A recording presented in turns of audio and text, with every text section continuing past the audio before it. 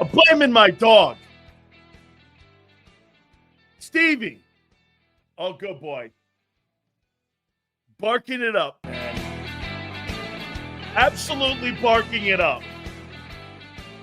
Hope all are great. One of the absolutely great weeks of the year. It is 4th of July week. We thank you guys so much for coming aboard. We can't tell you how much we appreciate you guys coming aboard with us. Thank you guys again. We're thankful again during this time.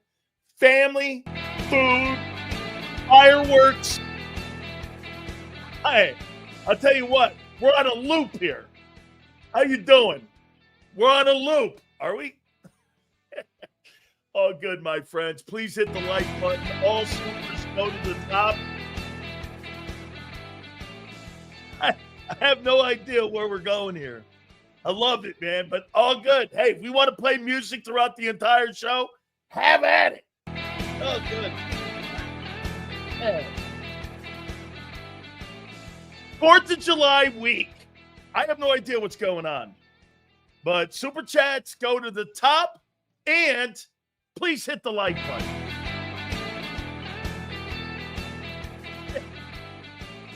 Yeah, I mean, I'm not sure where we are here. Big sells. Let's see if that happens again. See if we get it there. There it is.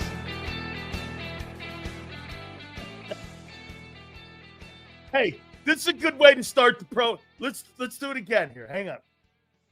Hold on. Yep. The music is on a loop. I have no idea where we're going here.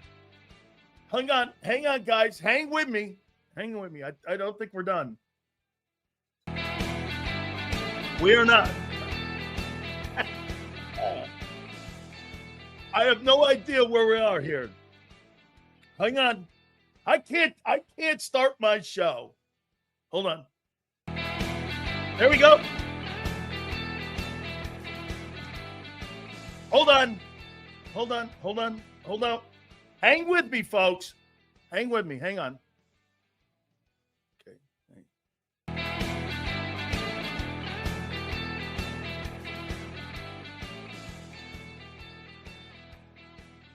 I think this is Bob Lang.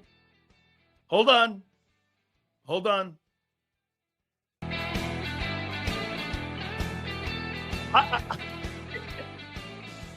There's not a chance in hell I could go 4 hours with this. There's no chance. Okay, hold on.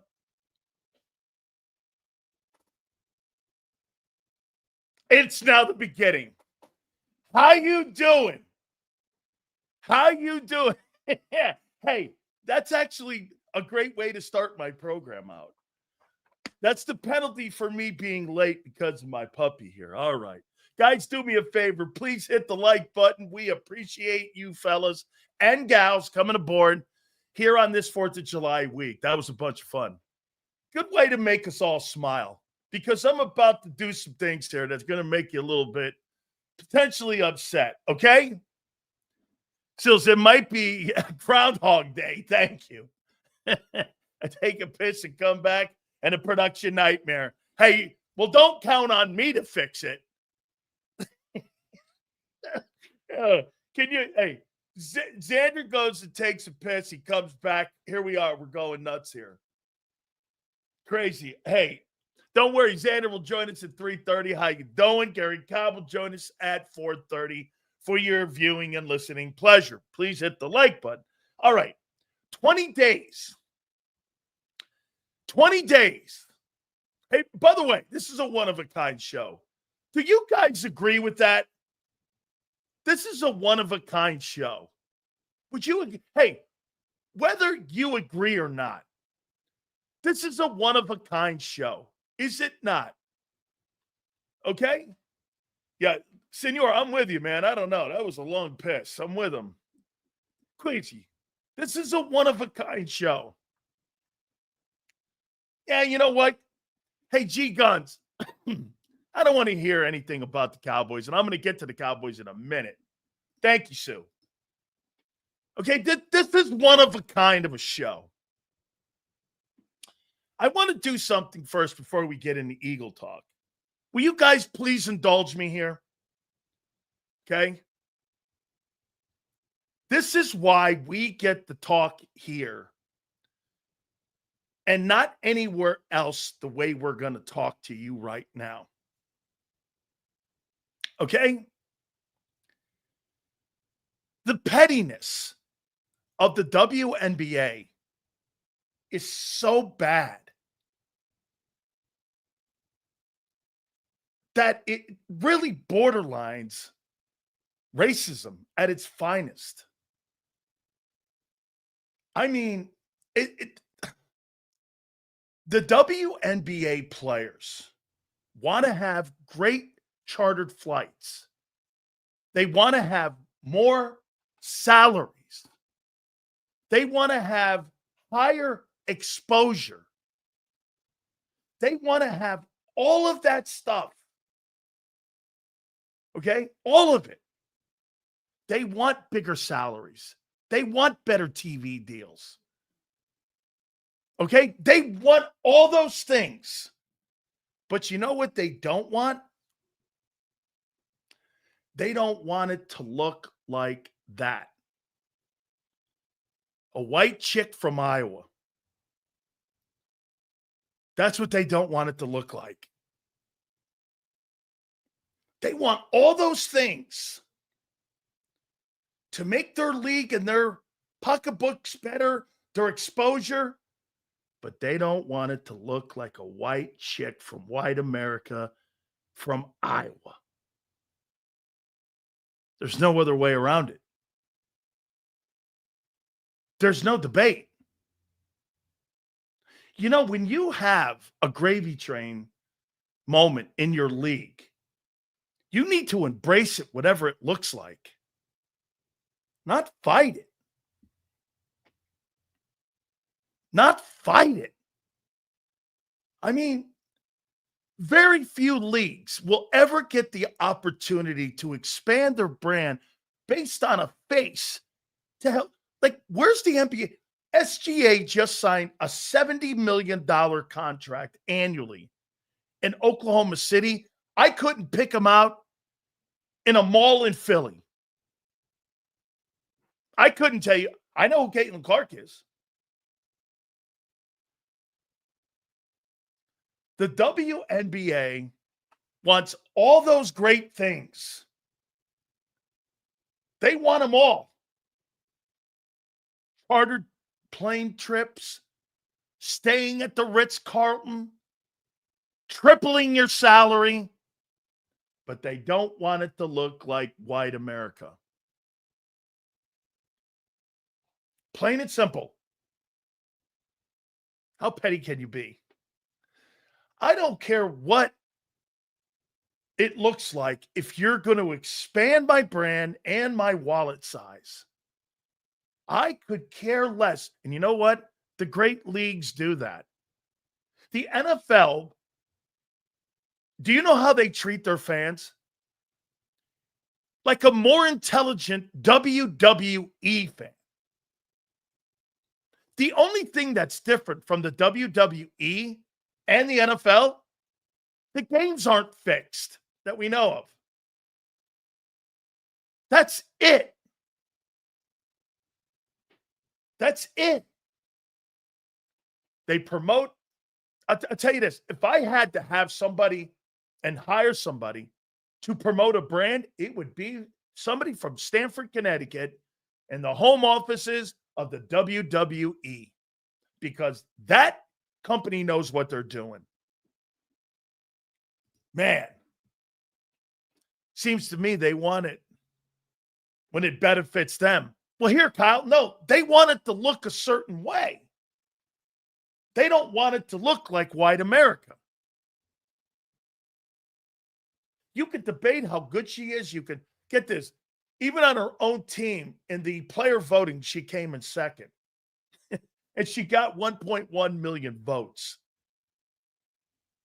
How absurd can you be? How absurd when you come to circling when you have something that could help your identity in your league. I don't get it. It's just pettiness. And it's one of the greatest examples of a classroom study of racism. Crazy. Okay? It's wild to watch. I mean, it's absolutely wild to watch. It's crazy. All right. Guys, do me a favor. Please hit the like button. We appreciate all your super chats. I want to get into the Cowboys. By the way, 14 days out from the Chargers, starting their training camp here. So let me go into the Dallas Cowboys. So I mentioned this yesterday about Saquon Barkley. So Saquon Barkley wasn't reached out by the Dallas Cowboys or the Commanders, but more notably the Cowboys. You want to hear something in the last 25 years? The New York Jets and the Jacksonville Jaguars have more playoff victories than what the Dallas Cowboys have. And, I mean, they're now a bottom five. They're now a bottom five franchise. That is not one of the better franchises.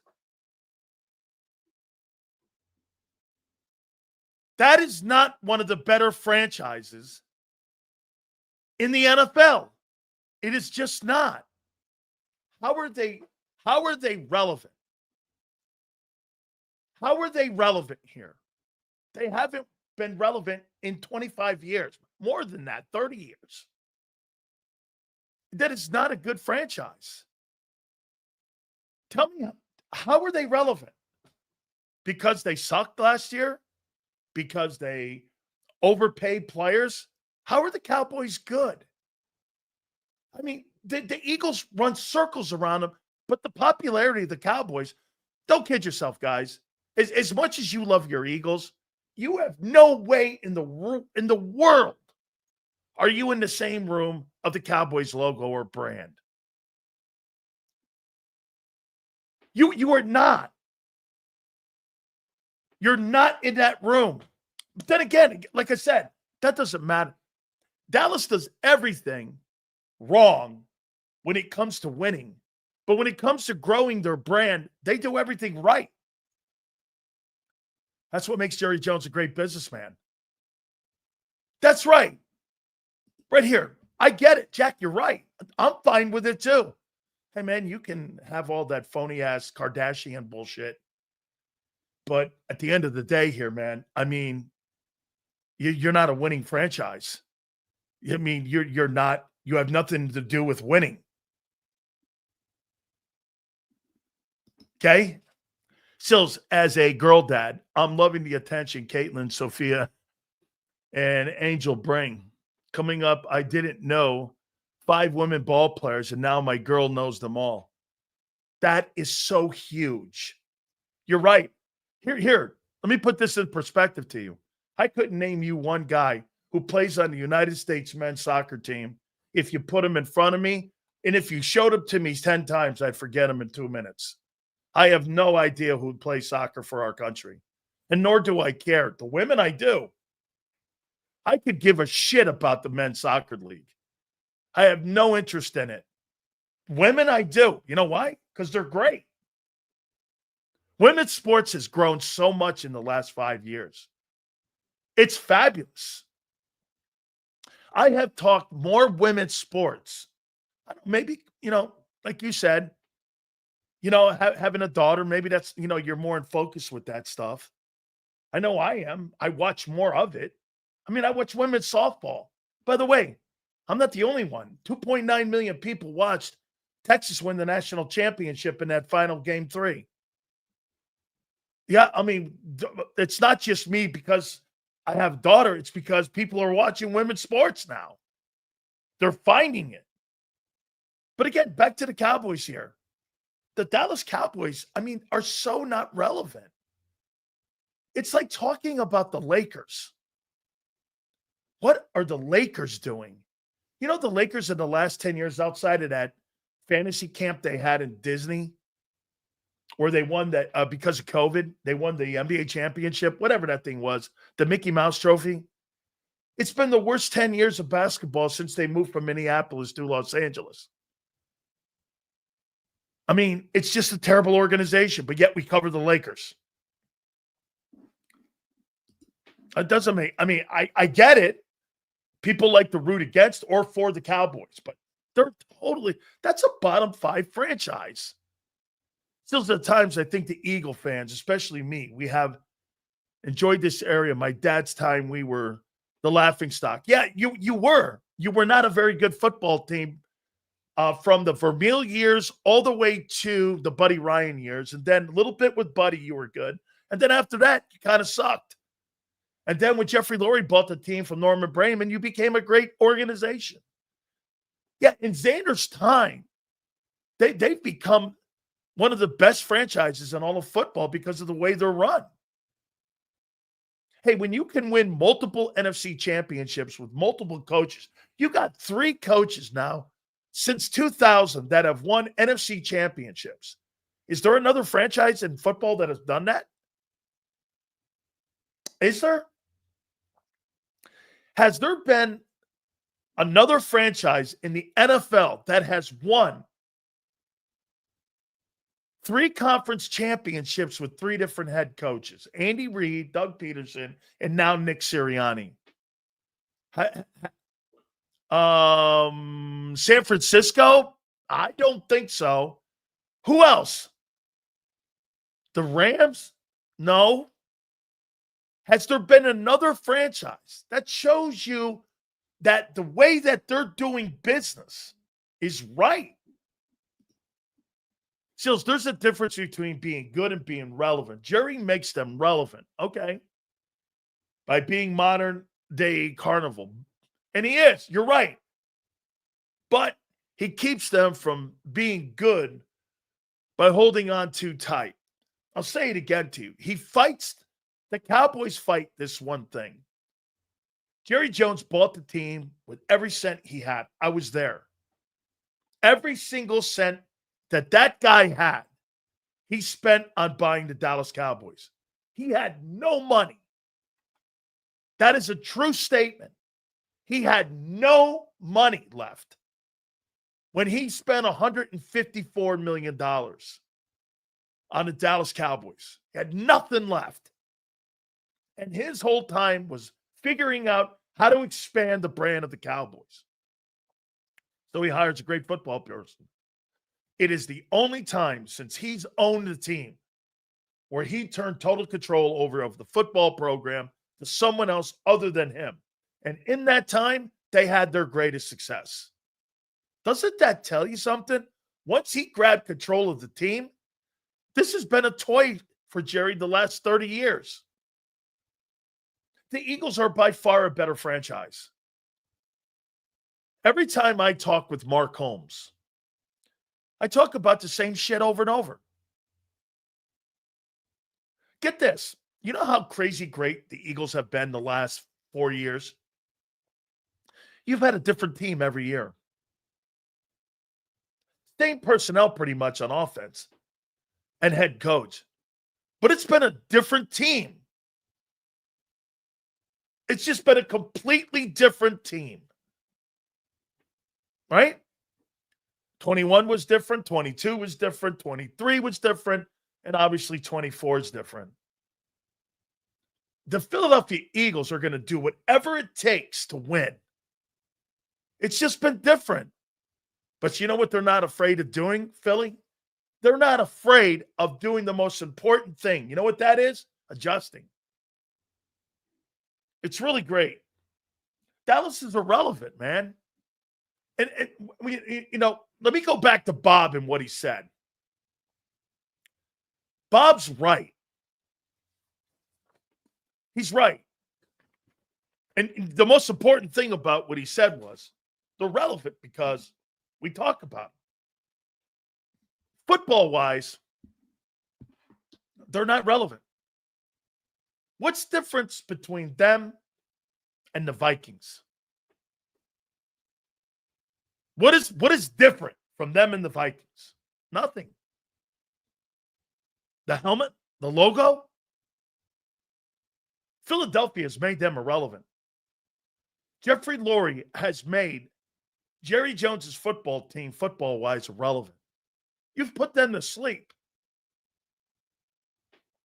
You really have. You've put that team to sleep until further notice. The Dallas Cowboys, your rival's not the Dallas Cowboys any longer. Your rival are teams like the Rams, the Commanders, maybe Green Bay. I don't know. Those are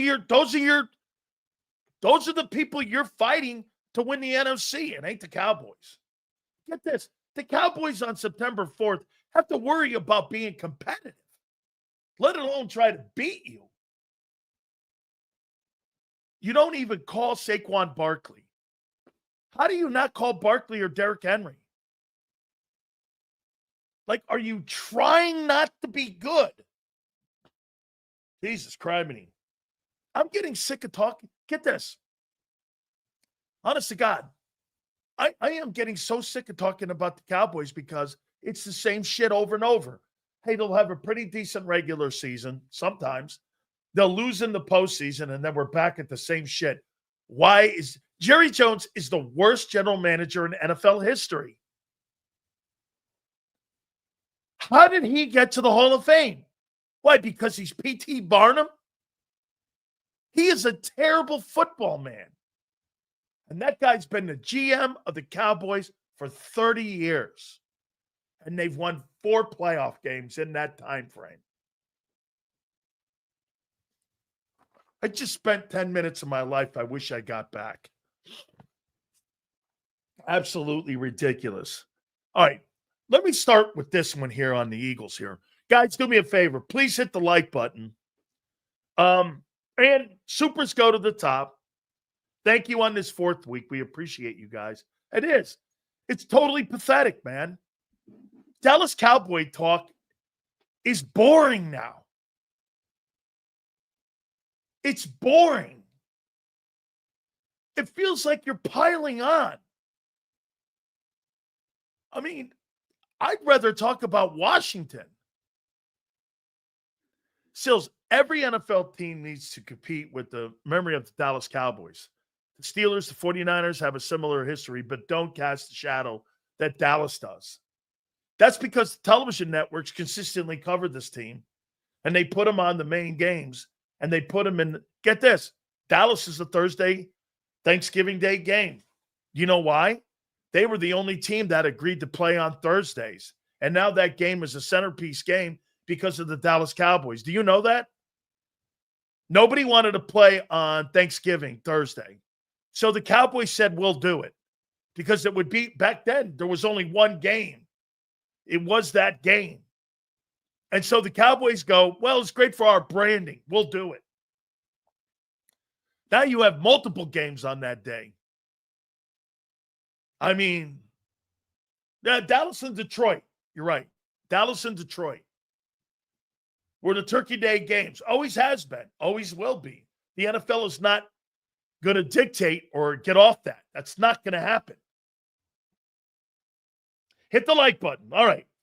I want to do this here. I got asked the question again this morning. Somebody on my Tampa show asked me, actually, Sills, I'm hearing that the Eagles and TJ Watt, there could be something here to it. What's your thoughts on TJ Watt going to Philly? I said, whoever told you that is a liar. There's no chance in hell TJ Watt will ever go to the Philadelphia Eagles. There's no chance. And they're like, why not? That sounds like a perfect fit. And I'm like, because of money. And a guy goes like this, are you saying they're cheap? I go, no. They've got a game plan. And they're going to hold to their game plan. In their eyes, Nolan Smith is a better option than TJ Watt. Why? Why is Nolan Smith in Philly a better option than TJ Watt? guys know? It's pretty simple. Why? Okay. Why do you believe that Nolan Smith is a better play than TJ Watt in having him? I see LJ. Money. And what else? They don't need him. I don't need you. Why would I give a contract of $40 million to a guy I don't need? Either you're going to pick TJ Watt or you're going to go Jalen Carter. You're not paying. Is there another football team in the NFL that has two players making north of $35 million on it? I don't know. I just threw that out. Is there another team right now in the NFL that is paying north of $35 million to two players on defense?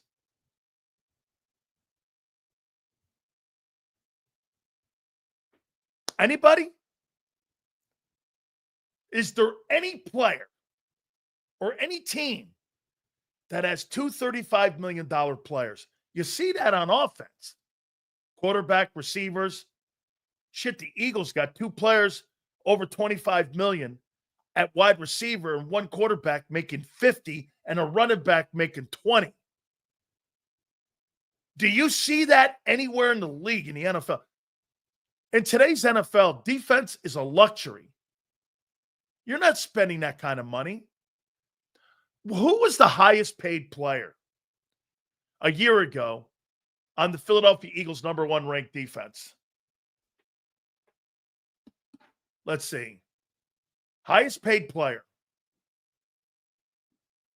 had to be Slay. Then Gardner Johnson, CJ.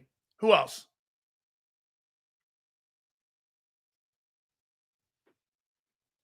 Slay and CJ, right? 10 and 11. Or no, 8 and 11, right? Huff, 17. Who else? Anybody else? Slay, Huff, and CJ, right? Sweat, I believe, was 10. I don't think that's awful. But they made him take a pay cut.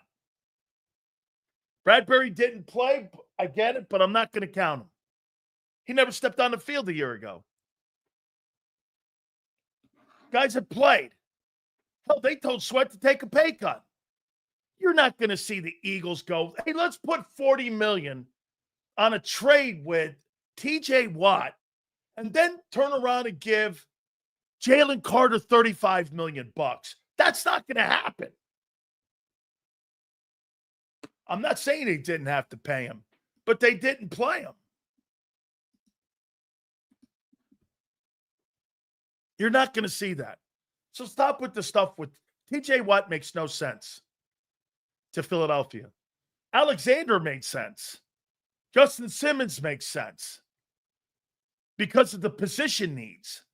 TJ Watt, dude, you had a team at 22 that had 4 guys with double-digit sacks and you didn't win. You had a team that had nobody in double-digit sacks and you won the Super Bowl and you were #1. What was the difference?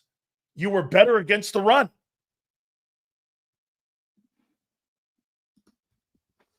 I read that last year we had the cheapest defense in the NFL.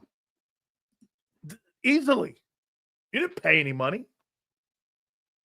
That's going to change soon.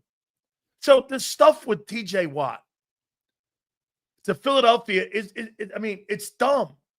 I get it. Now, I will say this. Do I believe Howie called the Steelers because of the relationship he has with the front office? Why would Howie call the Steelers for TJ Watt? Why would he call for his availability? Knowing full well he's not going to make the deal. But why would Howie Roseman call the Pittsburgh Steelers to find out the availability of TJ Watt? Why would he do that? I believe Watt's 30, right? Okay. Why would he do that? Here it is. Testing the market, setting up for his guys, seeing what he may look at next year in free agency or who becomes available, getting a sense that Watt's kind of banged up guy. He wants $40 million. The Pittsburgh Steelers want to give him $32 million. That's what I'm hearing. He wants 40. He doesn't want to sign. The Steelers want to have him. And so he gets a sense, if Nolan Smith has 11 sacks, do I have to pay this guy north of $25 million? If Nolan Smith steps up and Nolan Smith has a great year, do I need to get ahead of the curve before he really is able to get a big-time contract?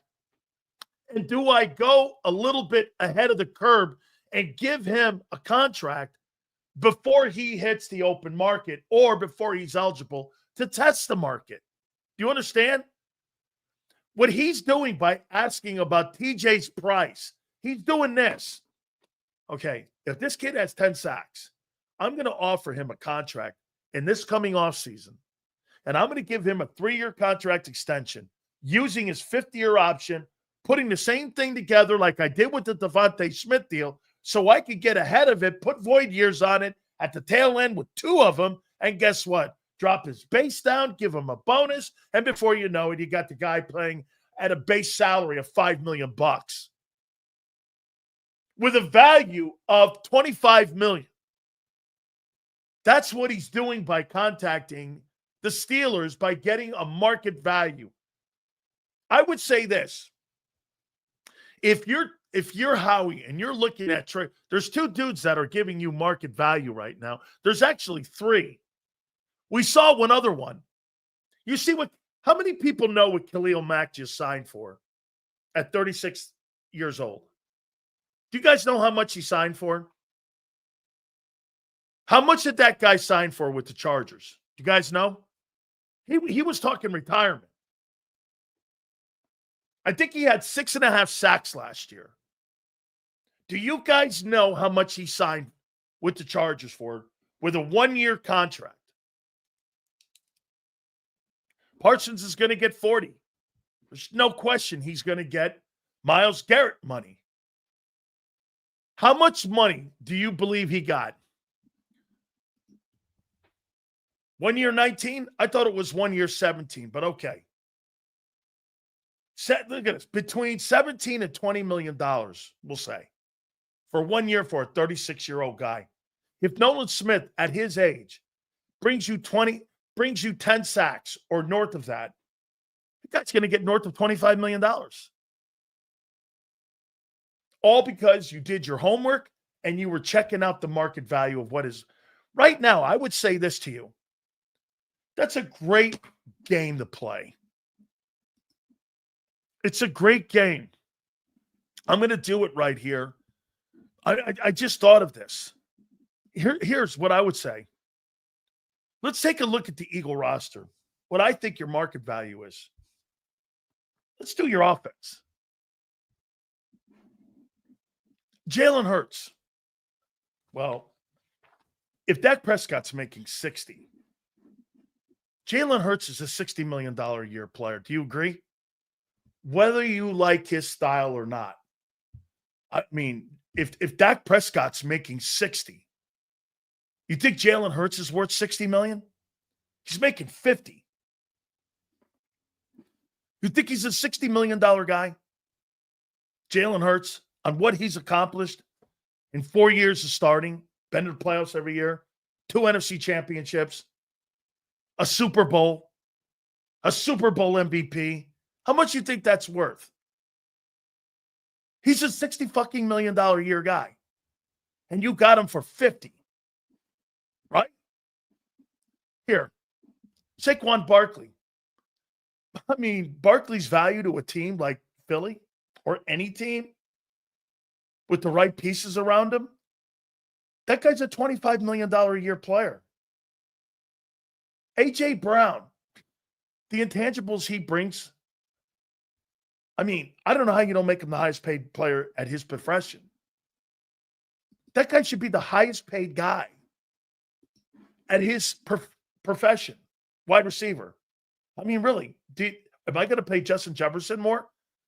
Probably because of talent, but he's one of the guys that I would pay $35-40 million to. Devontae Smith as a number 2, he's about right, $25 million. Dallas Goedert, he's a $15 million player when he's on the field. Dude, Jordan Mailata is clearly a $25 to $30 million a year guy. So is Dickerson. Cam's a $20 million a year guy. You got him for 17. Lane Johnson, he's a $30 million guy too. Dude, you got guys all undervalued starting on your team. And those are your offensive guys. Every one of your players, because the Eagles get out in front of contracts, they save money. Here's the best example of that. How much more money did Cincinnati pay for T. Higgins and for Jamar Chase? What was it, $104 million more than what the Eagles signed A.J. Brown and Devontae Smith for? And why? Well, how he got ahead of it. Right? How he got ahead of the game. Let's look at the defense. Moro Jomo, I don't know where he is yet. Jordan Davis, is he a $10 million a year guy? This is going to sound psycho on what I say to you about Jordan Davis. Jordan Davis is a $10 million a year guy. He's not the 13th pick, though. For what he does in that defense, by the way, if you put Jordan Davis any place else in the United States of America on an NFL team, he would be cut because he'd be out of shape and he's not a 3-down guy. And they would be expecting him to be a 3-down guy. If Jordan Davis thinks he's going to go on the open market, and if you think Milton Williams is not going to star in New England, I can promise you Jordan Davis is not going to star anywhere. Why? Because he's not a 3-down guy. And you would be expecting, with the money that you think he would make, how many people believe that there'd be a big market for a 2-down player? 10, 15 million, 12 million, 13, maybe. But then when they got a load of him being out of shape, he would be a disappointment. Get this guy. Milton who? Milton, 26 million. That's who. That's who. Oh, by the way, if I were Milton, I'd be like, thank you very much, Philly, for giving me my opportunity. Thank you very much, Philly, for developing me. Thank you very much, Philly, for believing in me. And thank you very much for me going somewhere else and getting paid when I knew you weren't going to pay me from day one. Guarantee you, if Milton Williams was the first-round draft choice, that fucker would have a 3-year contract extension. But because he's not, they let him roll. How many first-round guys do they let roll unless they're bust? Help me out here. Help me out here. If Milton Williams was a first-round draft choice, there is not a chance in hell Howie Roseman would have let him walk out the building. They would have figured something out. But because he was the 3rd-round pick, you kind of are all right by letting a 3rd and a 4th-rounder go. Right? Not first-rounders. You don't let walk out the building because that constitutes your player personnel department as being a failure at a pick. That's why. Get this. This guy's get it wrong. It's not expendable. He's expendable for Jalen Carter. Nobody in their right mind would think that. That's like saying, hey, Vic probably said, I don't need him. That's not true. Those guys were on the number 1 defensive football team, and they were a signature piece of it with the amount of reps they played. You're putting a guy in his place that never started an NFL snap in his life. Every guy that you had a year ago at least had playing volume of snaps. Not this year. You do not have that. Moro Jomo never has started a game. Keely Ringo has never started a game. Trotter has never seen the field, and he's going to be starting a game. Let me ask you this. When you put Jeremiah Trotter in against the Dallas Cowboys on September 4th, and he's never played any kind of volume or started an NFL game, how do you feel about that? You okay? And here's the difference. You've got 5 of those guys. 5 of them. Hunt, Morrow, the linebacker, the safety, and the corner on defense. 5 guys who have never started a down in the NFL. That's half your defense. And some of you go, it's not an issue. Hey, I could see 2 guys, or like the old line at the right guard position. I get it. Steen started now. So, again, okay, get this here. You got 5 of these guys, not 2. 5. And for the record, on base defense, DeJean didn't start a year ago. He's the nickel back.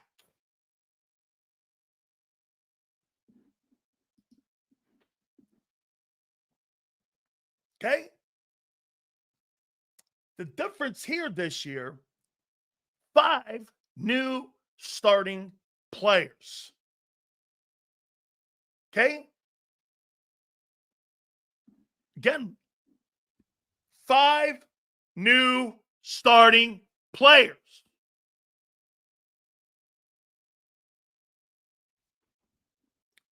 This is why that TJ Watt story is stupid. They're comfortable with the guys that they have.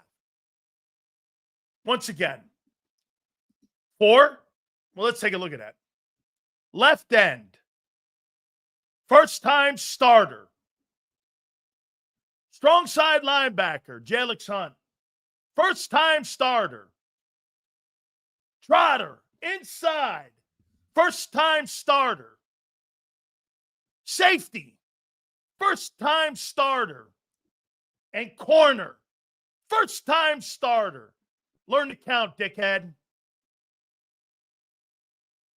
Learn to count. 5. Not 4.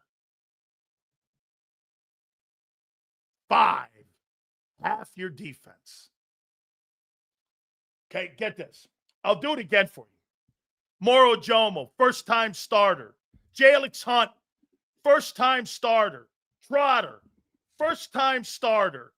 Gardner Johnson, first-time, or Stidney or Makuba, first-time starter, and Keely Ringo. Jesus criminy. How hard is that? Trotter is starting the first game of the year. 5. Not 4. 5. Half your unit has never started a down. Okay? Same thing was true last year. Bro, these guys never seen the field. When we're talking about Keely Ringo, he couldn't beat, get this, Bond. Bro, Trotter couldn't beat Bond out. And on top of that, Keely Ringo couldn't beat Isaiah Rodgers out. Yet, Sidney Brown couldn't beat Tristan McCullum. Now, he was injured. I get it. Again, look, I'm not debating some of you guys' Chinese math on how you want to fold it up and put it in your brain the way you want to. I'm not fucking going there again. Half your defense, it's brand new starters on them. And now that leads me to this question. This will be interesting. So, here, let me take the TJ off.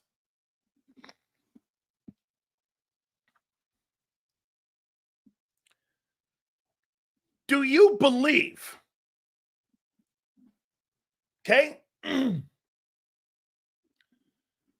Do you really believe that Keely Ringo is a starter a year ago in that number one defense?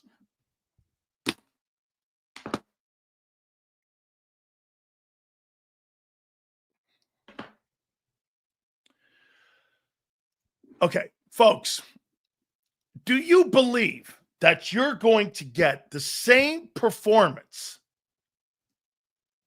from Jahad Campbell and Andrew Makuba that you got from Quinyon Mitchell and Cooper DeJean? Do you believe that? You're going to get the same level of play from Makuba like Cooper gave you and Campbell. This guy believes here that Campbell and Makuba are going to play as well as Quinyon Mitchell and Cooper DeJean.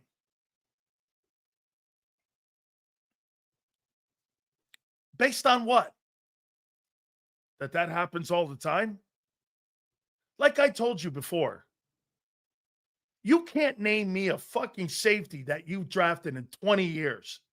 And you're going to try to tell me you think that you've drafted the guy for the first time in like the last 15 years will go when it comes to safety, when you haven't drafted one in 15 years that was worth a shit.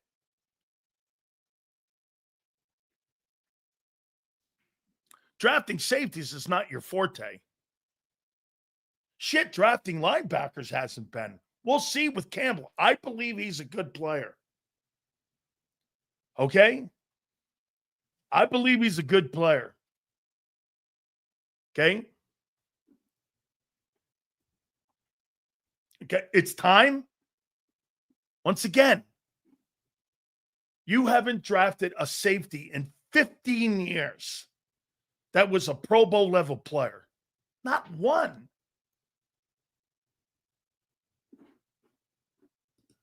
And now all of a sudden, Makuba's the guy. All right. Well, let's give him a shot. Even though he's never played in the NFL. And he's going to be lining up to a guy who is not a starter either in Keely. All right. How's that affect Ringo? Here's what I say. The chances of Jahad Campbell and Andrew Makuba giving you the same effort and the same performance that Quinyon Mitchell and Cooper DeJean gave you a year ago is 1,000 to 1. I'm not saying they're bad players, but to play at that level, hey, by the way, you had a bunch of iconic years. Everybody played to the level of just to the number one defense in the league. Half your team has never started a down. And you're expecting Jahad Campbell, who won't be ready until late August, and then Andrew Makuba to step in. What happened to Sidney Brown? So are you telling me Sidney Brown's a bust then? Is that right? That's a third-round pick. If Andrew Makuba starts, Sidney Brown's a bust, right? Correct? They drafted Andrew Makuba for a reason. Wasn't because they wanted to get either they drafted Andrew Makuba to get rid of Reed Blankenship, or they drafted him to play next to Sidney. Do you not agree? If Andrew Makuba wins the job, Sidney Brown's a bust. Do you agree? So wait a minute. Sidney Brown's a strong safety? Well, shit. He has no chance of getting on the field with Reed. Bro, there's only so many places he can play. One or the other. There's only two places. Sidney Brown will be a bust. Two things will happen this year. We are going to find out if Tyler Steen, a third-round pick, is a bust, and Sidney Brown's a bust. Correct? Right? If Tyler Steen can't win the right guard job, and Sidney doesn't win the safety job, those two players are bust. Is that right? Like I said, you drafted a safety for a reason, either to get rid of Reed or you don't believe in Sidney. So wait a minute. You read this one. Not necessarily true. Makuba might just be better. Well, then what the fuck are you going to do with a third-round pick? He's your rotator? And he's going to play behind, what, Reed? And so a third-round pick. And you're going to pay that guy $15 million, and then Sidney's what? Special teams guy? Hoss, when you draft a guy in the third round and he turns into a special teams rotating guy, he's a fucking bust. You don't draft for people to play special teams. It's one or the other. I mean, get this. I'm not even going to point it out here. First, second, and third rounds are premium picks. You're expecting starters out of those picks. Okay? Get this. Shit. Look at what you did in the last couple of years. Fourth round pick. Josh Sweat. He's now making $20 million in Arizona. Third round pick. Shit, he's up in New England making $26 million. Sidney Brown's going to be a rotating player. Interesting. I see. You know, try to put shit together here. Let me finish that thing here. Let me say this to you about Jalen Carter's a $35 million player. Nolan Smith, I don't know yet. I want to see him get through 17 games as a starter, as a signature. Get this. He's the dude now. You're the 31st player taken or the 30th player taken. Jalen Hunt's got more runway. He was a third-round pick. Albeit a premium pick, this guy's a first-round pick. He can't be anything less than 10 sacks. Or how about this? An impact player. 8 to 10 sacks. And he's got to be a force on your team. Or guess what? It's a bullshit pick. Guys go through stretches. Joshua Uche had a stretch where he got 11 sacks. You got two guys on your football team now that had 10 sacks in their careers. And they were let go by their teams. One 10-sack season doesn't make you a star. Ask Azeez Ojulari or ask Joshua Uche if that made him a star. That made him expendable. They were cut. Okay, I mean, right? Nolan Smith's got to be a star. He's got to be an impact player like he was the last 5 games of the year. But that's got to be on an everyday basis. Hey, by the way, you want to be a $25 million player?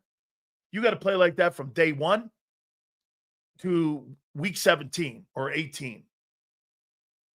You got to play like that every week to be considered one of those elite guys. You can't just have half a year and go, now look, I see what you're saying. Oh, he's showing great promise. Okay, that's great. But a great football player is a guy that plays great every fucking week. No matter what it is, he shows up every week. And see this right here? I heard the guys talk about this. Leadership role, that's not passed down to you. You either are or you aren't. The players will pick it. Your playing will pick it. That's not something you sew on a sweater. Your captain. Why? Because Brandon Graham. I like every intangible about the kid, though. the way he talks, the way he handles himself. There's totally a role there that you could see he could fit into that. So I see why people would want him to have that jacket. I do. I like listening to him. He's really got a great presence about himself when he goes into a room and he's behind a microphone. I really do like it. Makuba will play nickel. Coop will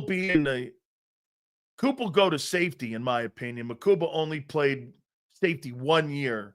He's a better fit at nickel. So you're saying Brown's going to win that other spot?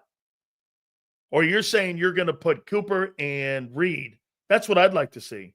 And you think they're going to put Makuba in that nickel? Maybe.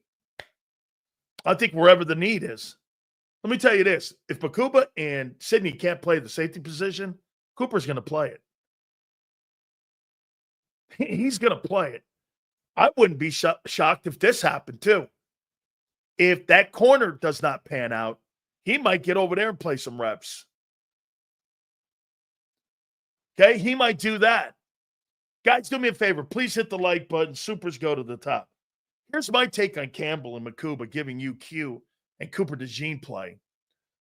I think both these players have a shot to be really good.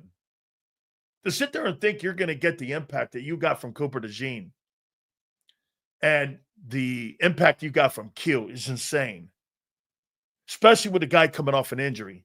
Makuba, I wasn't really high on him in the draft. Eagles might be right. They might be right. They might be. They've not been right on safety in 20 years, but they might be. And again, I'm going by their track record. At the safety position, they've not been right.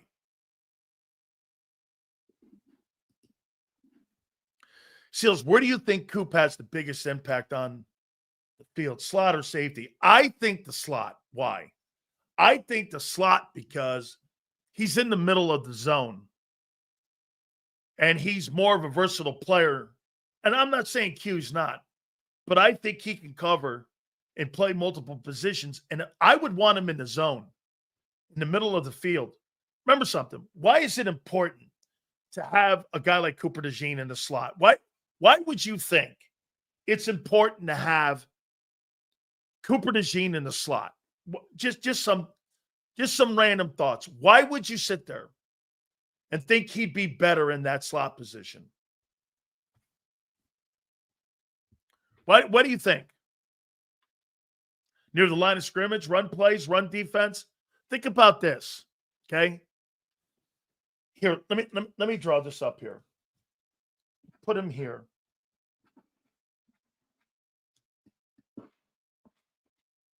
Let's do this. Put Cooper in the middle in here, in that nickel, right? Put him in that nickel. What do you have on either side of him? You have pursuit. If he's in the middle of the field, he's here in the middle of the field, and you got to play out wide. Outside shoulder responsibilities always tell you to put the play back inside. He's going to be running into pursuit. And you want him because he's a sure tackler. He's really good in open space. He's kind of like a Wolverine linebacker. So he's going to be in traffic. The outside responsibilities for a defensive football player and Vic Fangio, the number one responsibility. What do you think that there's two responsibilities in a Vic Fangio defense? Do you know what they are?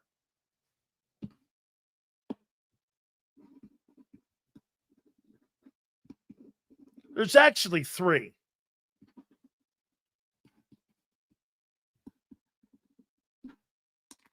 What do you think they are?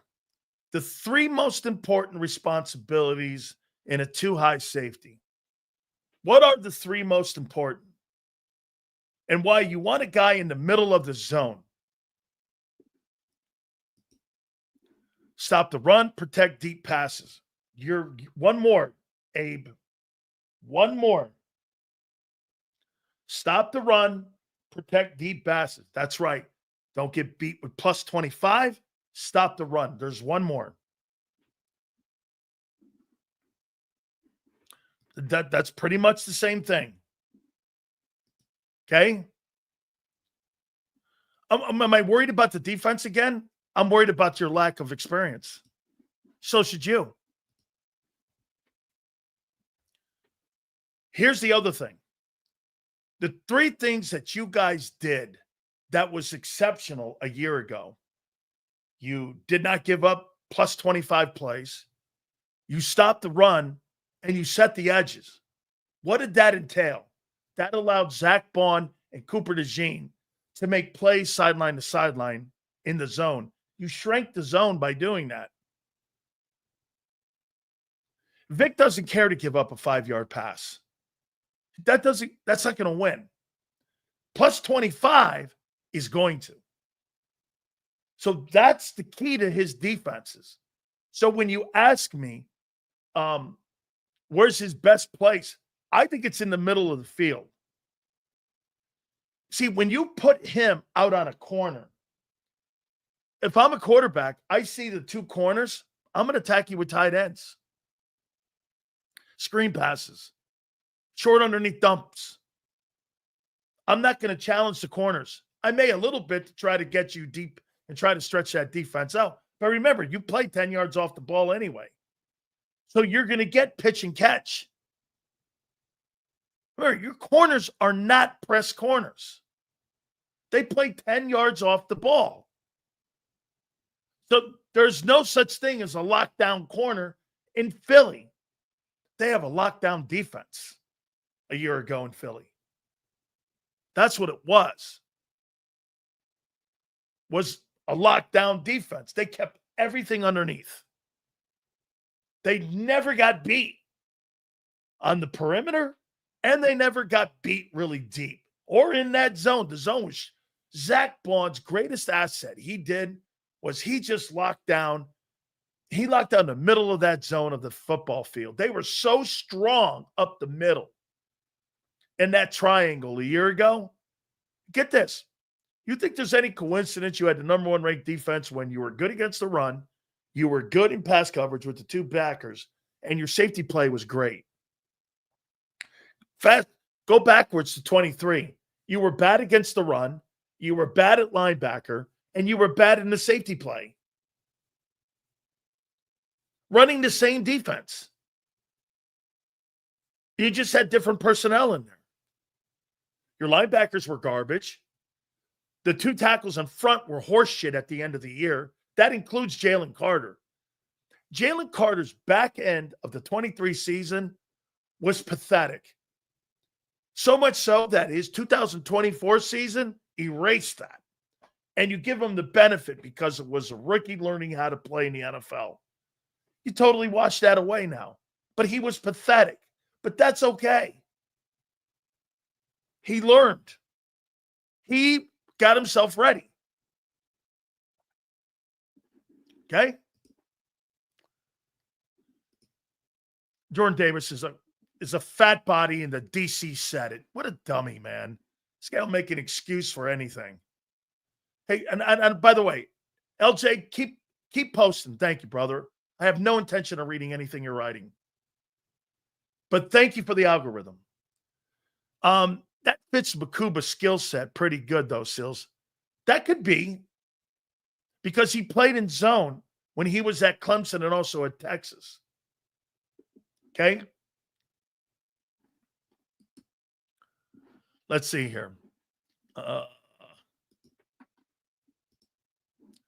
Cooper changed the room. He did.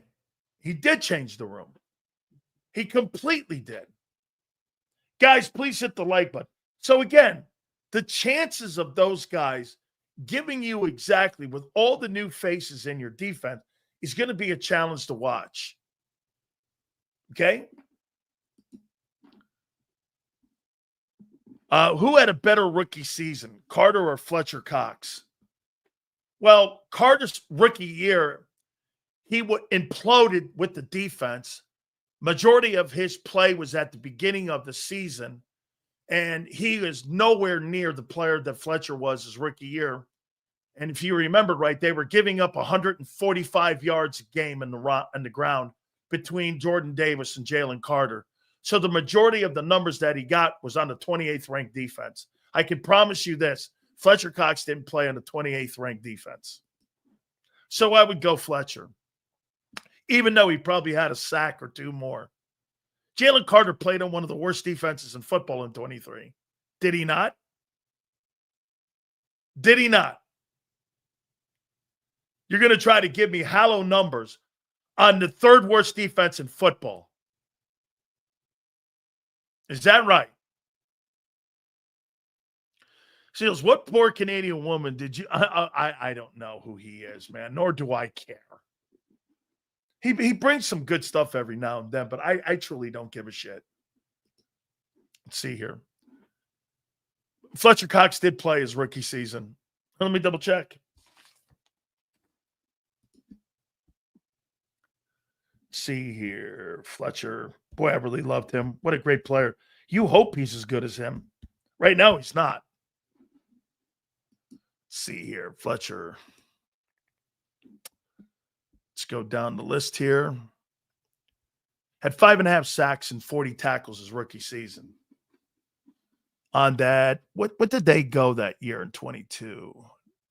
Oh, they were on a shitty team too. They were 4-12. That was Andy Reid's final year. Okay, so maybe, I don't know. Probably. Wow, Todd Bowles was the D coordinator on that team. They won more games.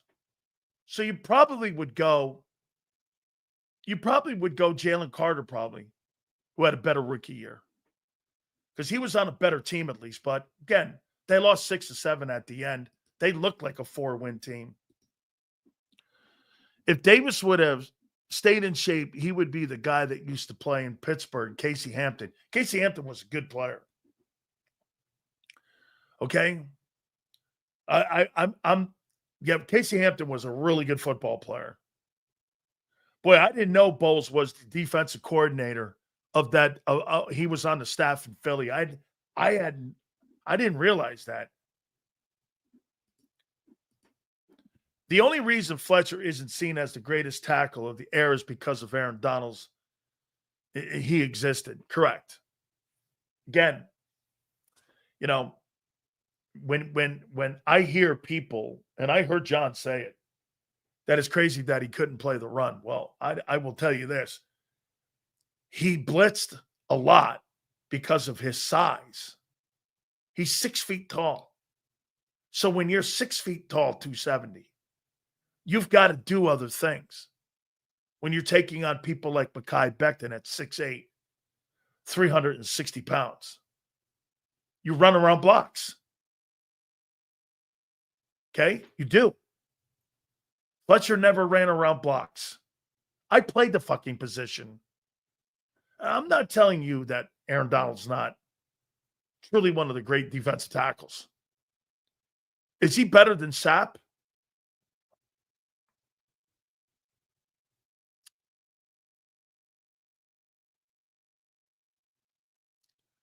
Probably. Not by a lot. Not by a lot. And let's not forget something, too, in the era he's playing. What's the average passes? All right, let's do this. Average pass attempts in the NFL 2025. 31-32. Okay? Average pass attempts in the NFL 2002 when Sapp played.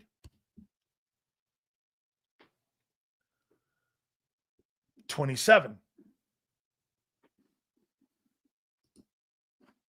It's a different era.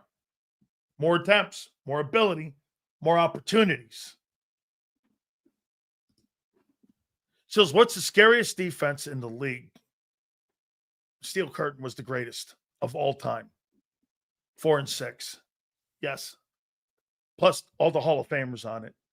And they were drafted by one guy. Absolutely. No doubt. Guys, hit the like button. I appreciate you folks coming aboard here. One of my favorite players ever, that Army Crawl celebration. Hey, I'll tell you what. Great. Is Aaron Donald better than? Absolutely not. Absolutely not. Joe Green was better. Joe Green dominated the game more. Joe Green won 4 Super Bowls in 6 years and considered the greatest Steeler in the history of the league, or of that franchise's history. With all the great Steeler Hall of Famers, he's considered the greatest Steeler. I don't know. That might matter when you're a DT and not a quarterback or running back or receiver. And they've had some pretty great players in Pittsburgh. But he's the greatest Steeler that's ever lived. Seals, who do you got for a Rookie of the Year? I think it's Travis Hunter. Travis Hunter is going to be used on offense and defense. And I think can you imagine this? Last year, Gardner Johnson played 1,119 snaps for you. Travis Hunter this year will play 1,600 snaps at minimum if he plays the way Liam Cohn and the Jags are going to play him this year. 1,600 snaps. Be insane. 1,600 snaps.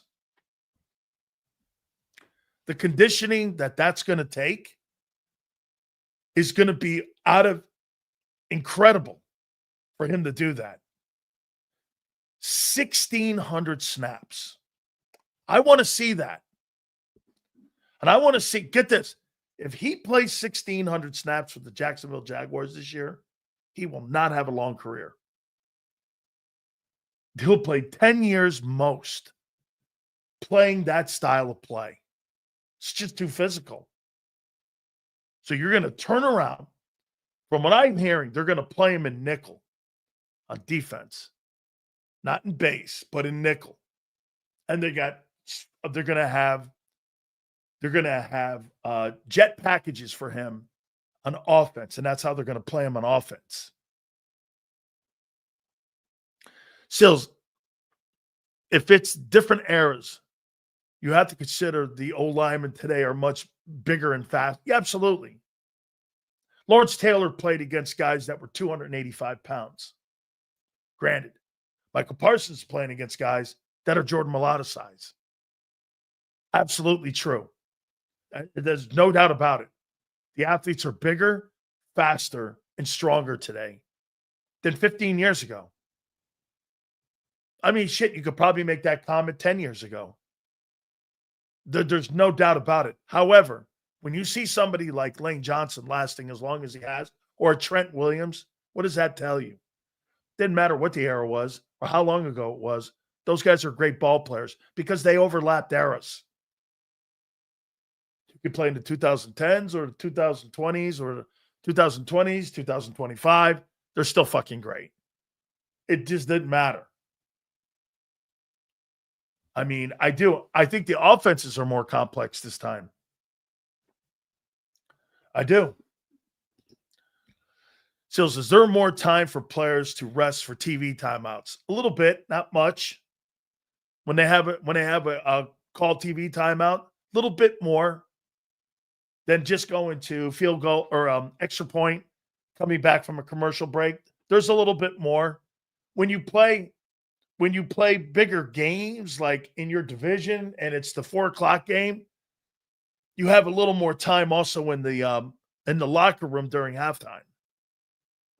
When you have those 4:00, the 4:00 games Eastern always get more priority for more commercial stop sets for some reason. I don't know. They just seem longer to me when you played at 4:00 Eastern than when you played at 1:00 Eastern. They just seemed longer.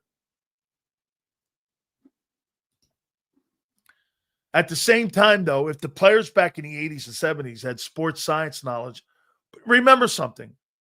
Tort, the players in the 80s and 70s, the teams were better. They were better players. Okay? They just weren't better athletes. Why?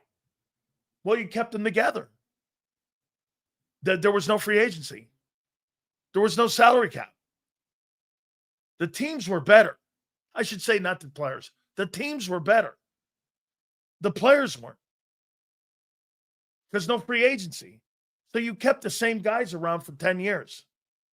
How don't you think you got better? Can you imagine you would have been able to keep Milton? Back in the day, you would have been able to keep Milton and Josh and CJ if you wanted them, and not had to worry about money or free agency. They weren't going anywhere. You had them forever. You know how harder it is to make a football team like that? Think about how hard it is to make a football team. Okay? When you're trying to make a team back in the 70s and 80s, on guys who have been there 10 years, you're not making that club. It is so much easier to make a football team today than it was back in the day. Because you got 18% turnover. Back then, there was no turnover. You got the same fuckers coming back. Shit, today you got 71 players can make a team. By the way, I love it, but trying to make a football team back in the NFL in those days, no way. Coaches had the same guys come back. 2 or 3 dudes made the team that were new. I mean, they had the same guys on the team. Chemistry, right? That's why you saw more dynasties. Here, this is what you guys are trying to do. Do you guys know in the salary cap era in the last 30 years, there's only been 3 teams repeat? Why? Because of turnover. It's not because, listen, maybe I should explain that better. It's not that I don't think you're good. It's not that I do not believe the Eagles have good talent. That's not what I'm saying here. I just think you had too much turnover for you to do that again. I just think there's too much. And I don't care what you think of Vic. It's too much turnover. You've got to rely on first-year starters at almost 5 positions. And to sit there and do that when Vic, in his 45 years, had his best defense a year ago, and to sit there and think that guy's going to do something again, like he might. Hey, listen, how he drafting a linebacker, how he paying a running back. I never thought we'd see it, but he did it. He did it. Look, I want to make this emphasis one more time. I don't know, and I don't believe you're going to win the Super Bowl this year. However, I do believe you're setting yourself up for the next 4 years to win potentially multiple. Look, if you don't win a Super Bowl this year, but in the next 4 years you win 2, who fucking cares? Team building is part of the game, and the business is built to level the playing field. Absolutely true. SC Bird, South Carolina Bird fan. Listen here. I guess that 803, I'm assuming is South Carolina. My friend, that's correct. They penalize successful teams. That's why when you get a quarterback like Mahomes, he keeps you in the Super Bowl window for 10 years. Josh Allen keeps you in a Super Bowl window for 10 years. Lamar keeps you in the Super Bowl window for 10 years. Burrow keeps you in a Super Bowl window for 10 years. Okay? They do. Because you got to have that because of the turnover. All right. We'll get Xander at the bottom of the hour here. We'll have Gary Cobb with us at 4:30. Please hit the like button. I want to throw something at you again. The market for Reed Blankenship.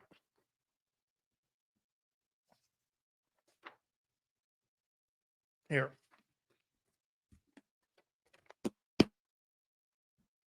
You don't believe Reed Blankenship could go on the open market and get $15 million, do you? I certainly do not. Do you believe if that guy became a free agent, he would get $15 million from somebody? Never in a million years. Like Xavier McKinney, who got $17 million from the Packers. Right? How many people in here believe this? There's no chance he's getting 15. Well, why would you pay him that? Here's the market. Get this. Here. Let's get one of these. Let's see.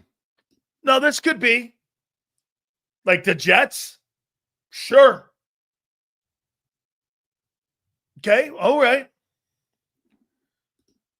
Okay. So you guys are taking it on Sills are stupid GMs. Oh, that's not a shitty take.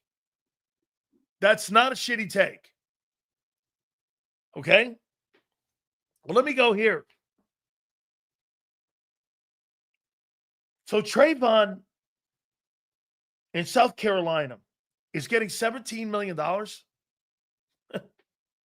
Wasted money. Javon Holland. This guy just got $15 million. That's wasted dough. Are you going to pay Reed Blankenship 3 years, $45 million, 15 annually with a $10 million signing bonus? No fucking way is that player of that caliber. That $15 million, I'd rather draft a kid in a draft. I'll tell you what I also hope. Let me tell you the worst thing could happen for Reed Blankenship is that they don't give him his contract and Sidney Brown plays great and so does Makuba. That fucker's out.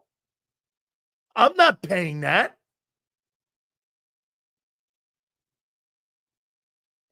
Now, I brought something up to you that they're not very good at talent evaluating at safety.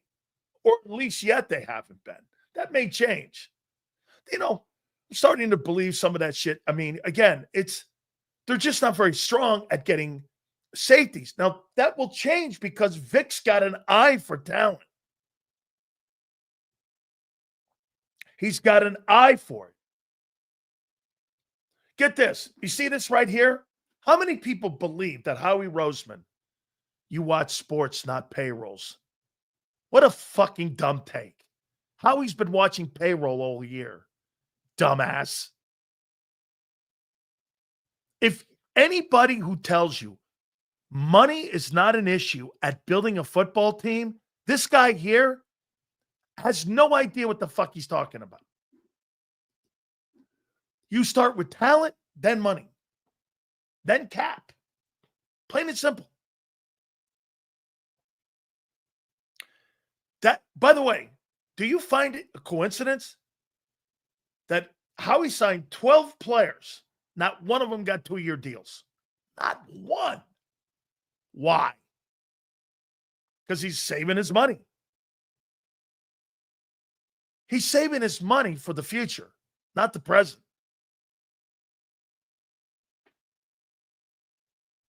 Right? Here's the dudes on your football team that you're hoping. And here's the jury on your football team. Here's the jury.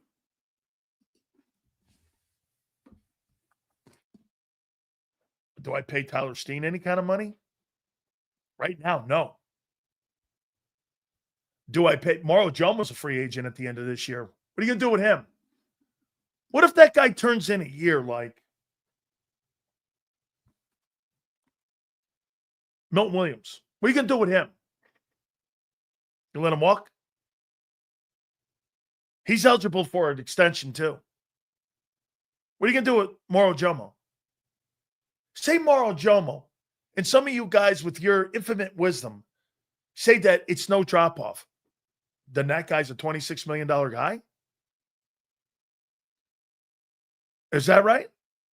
So what are you going to do with him? You're just going to let him walk out the building? And you're hoping Ty Robinson steps into that role because you're going to have the revolving door that I told you have on defense where nobody gets second-year contracts or get second contracts? I pointed this out to you before, and I'll do it again. Nobody on your defense right now, outside of Reed, has a second contract. Nobody. Nobody. If Mauro Jomo has a great year, you're going to give him an extension too at what? Well, shit. What I just saw with Milton Williams you're going to pay him 26? And you're paying Reed 15? This is where the money gets funny. Because you have players this year that are in contract prove-it years. Not so much about proving whether they can play. It's contract prove-it years, right? So what are you going to do with Mauro Jomo? Milton Williams get $26 million. He's eligible for an extension at the end of the year. What if he gives you 50 tackles and he has 5.5 sacks and you're number 5 in defense? And let him walk? Okay. Right? And let him walk. Grew the kid again. Another player without a second contract. All right. Draft Ty Robinson. It's becoming a trend on how you do business on defense. Not saying it's not working. You can always fire back and go sell Super Bowl. Got it. But be prepared. Some of these guys that you think are going to be re-signed are not. Because of what they do this year. How many people believe what I just said? Some players this year, it's going to be indicative of what the organization thinks of them on what type of year you put in 2025, right? By the way, this is just doing the business of the team here that Howie's doing. That's all it is. I'm not saying these guys are not going to be good. I'm giving them the benefit of the doubt now that they will be. Okay? See this right here? I agree 1,000% with Abe here. There's like 7 dudes that have to totally sit here and play for whether or not you're part of the future of the team. Right? Get this. I'm not playing GM. I'm talking about what Howie Roseman's doing.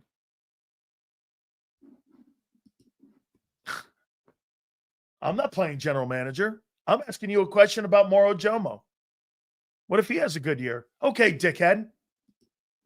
If Mauro Jomo has a great year, you paying him $26 million? Because on the open market, Milton Williams just got it.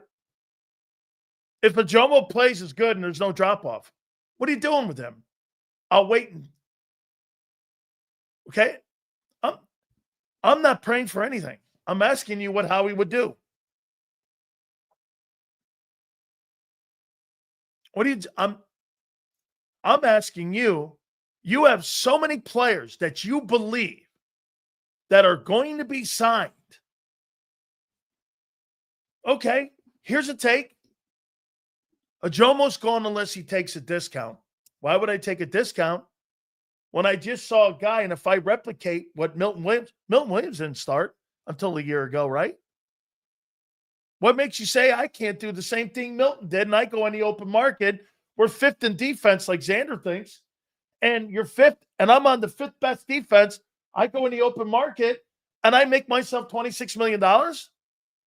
You're not signing him. I'd rather have a Jomo than Reed, but hey, that's just me. But Mario Jomo's not part of your future, is my point. He's playing for a contract somewhere else. Because if he plays up to the ability that many think he can, he's going to be an open market guy. Why in the fuck would I take $9 million when I can make $25 million? You see what the Cowboy guy got? I could get $17 million. Howie's going to offer me $9 million? You fucking crazy? I may never see that money ever again. The chances of Milton Williams getting another $25 million contract is 1,000,000,000 to 1.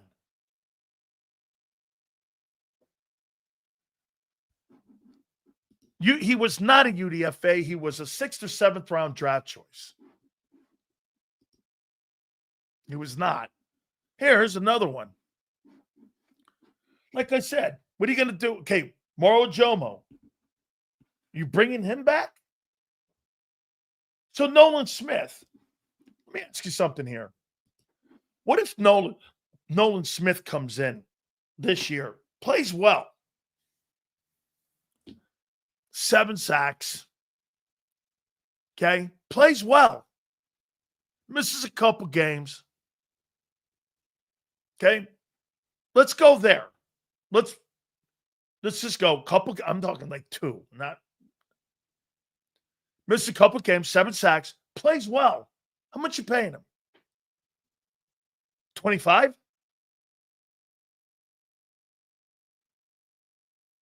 Okay.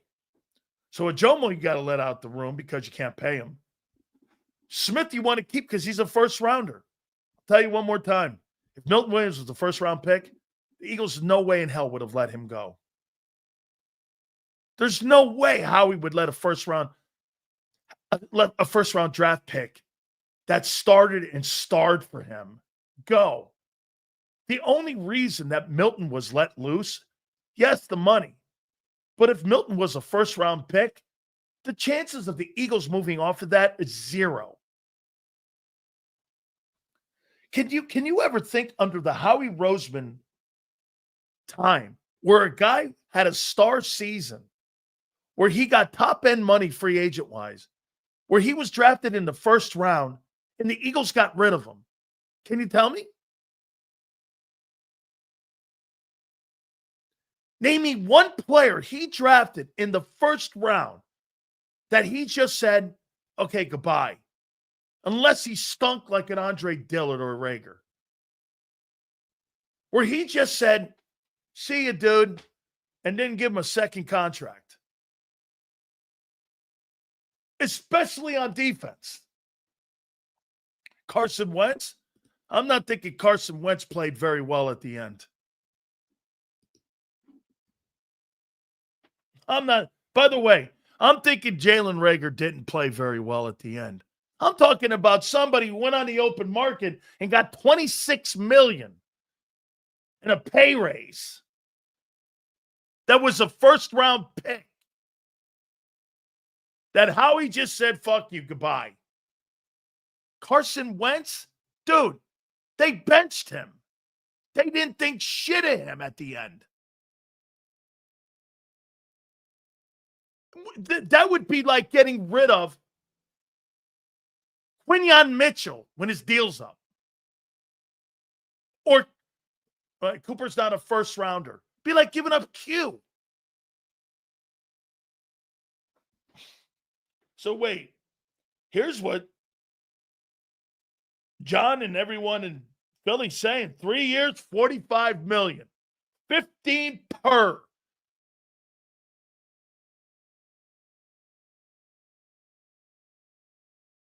Cow. You got to be fucking kidding me, man. Man, that's a big-time deal there. Holy cow. $15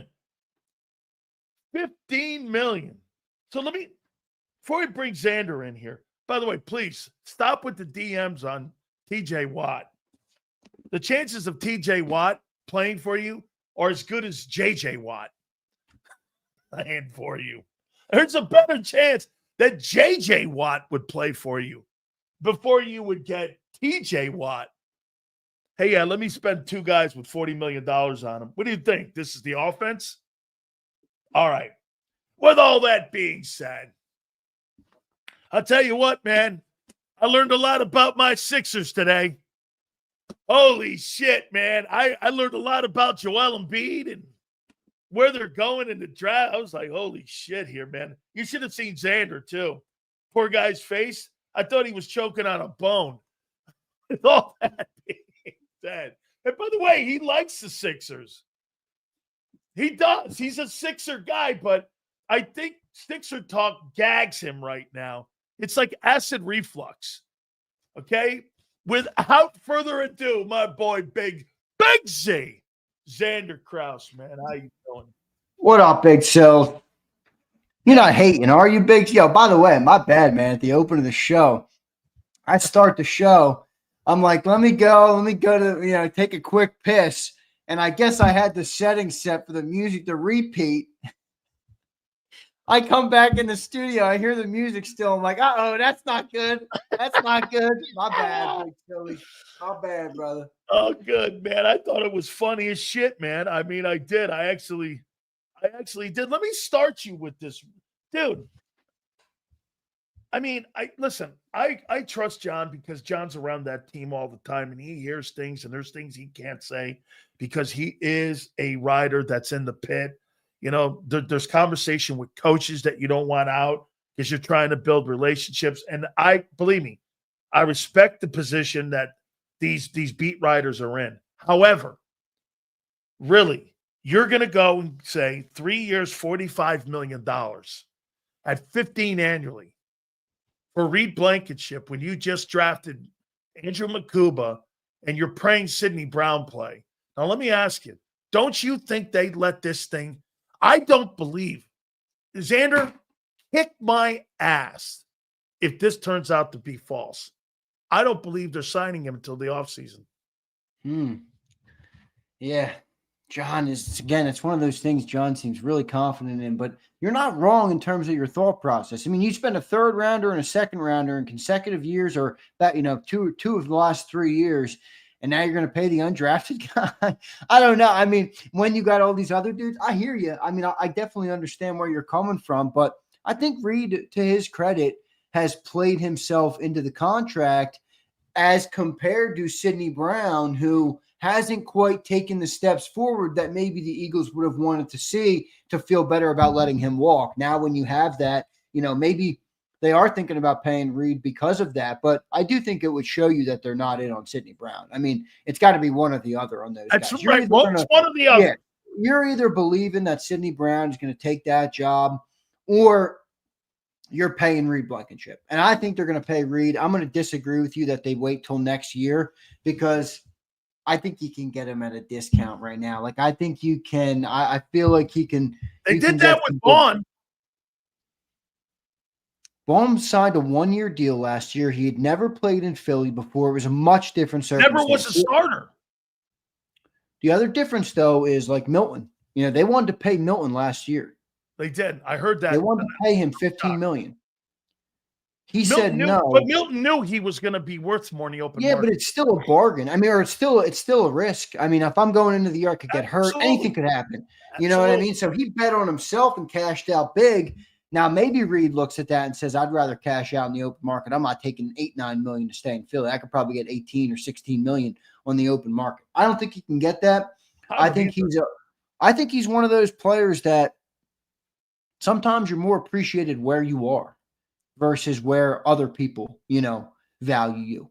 And he's in a good team with a great coordinator who's brought the most out of the player with great talent around him. That's accentuating, by the way, his abilities and his ability to earn later into his career. If I'm Reed Blankenship, I'm taking the deal. But I understand where you're coming from. How about this? Let me go here. Do you think that Milton Williams is going to have the same impact in New England that he had in Philadelphia this past season? Absolutely not. Then why would you think that Reed Blankenship would have an impact somewhere else at $15 million? Well, why would you think that? Or why would he think that then?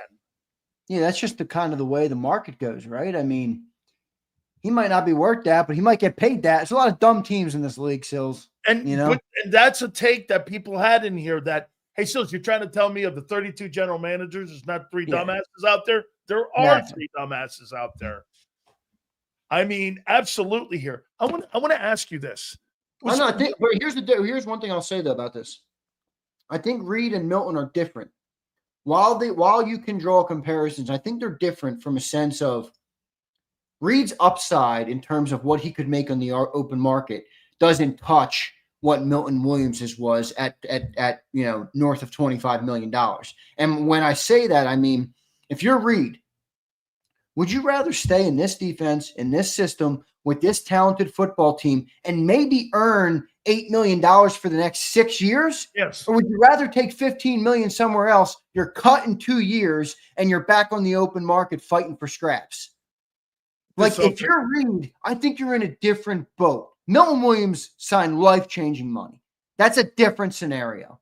If I'm Reed and I stay in Philly, you might extend your window for earning NFL money by 3 years. You'll clearly extend your playing career. Yeah, that's what I'm saying. So for a player like that, a guy who's undrafted, a guy who's gotten the role he's gotten here as a captain, as a leader, as a guy where your defensive coordinator got the most out of you, I wouldn't go. But I understand it's a business and there's a lot of variables. Well, isn't this basically the same situation TJ Edwards was in? He was an undrafted guy too. He bet on himself. And a little bit. I mean, the Eagles didn't want to pay him. He signed a multi-contract up. He just signed a new extension. Yeah, the only difference with him, though, is that the Eagles never wanted to pay him. Like, the Eagles want to pay Reed. Now, maybe they don't want to pay him a whole lot, but they want to pay him. I don't think they want the player. Yeah, I mean, let's be real. They could have easily signed TJ Edwards. They clearly didn't want the guy. They didn't want. He made $7 million or something after he had a great season here. What I never understood that they rather have a trash can linebacker group than pay the guy. That's how Howie thinks, though, man.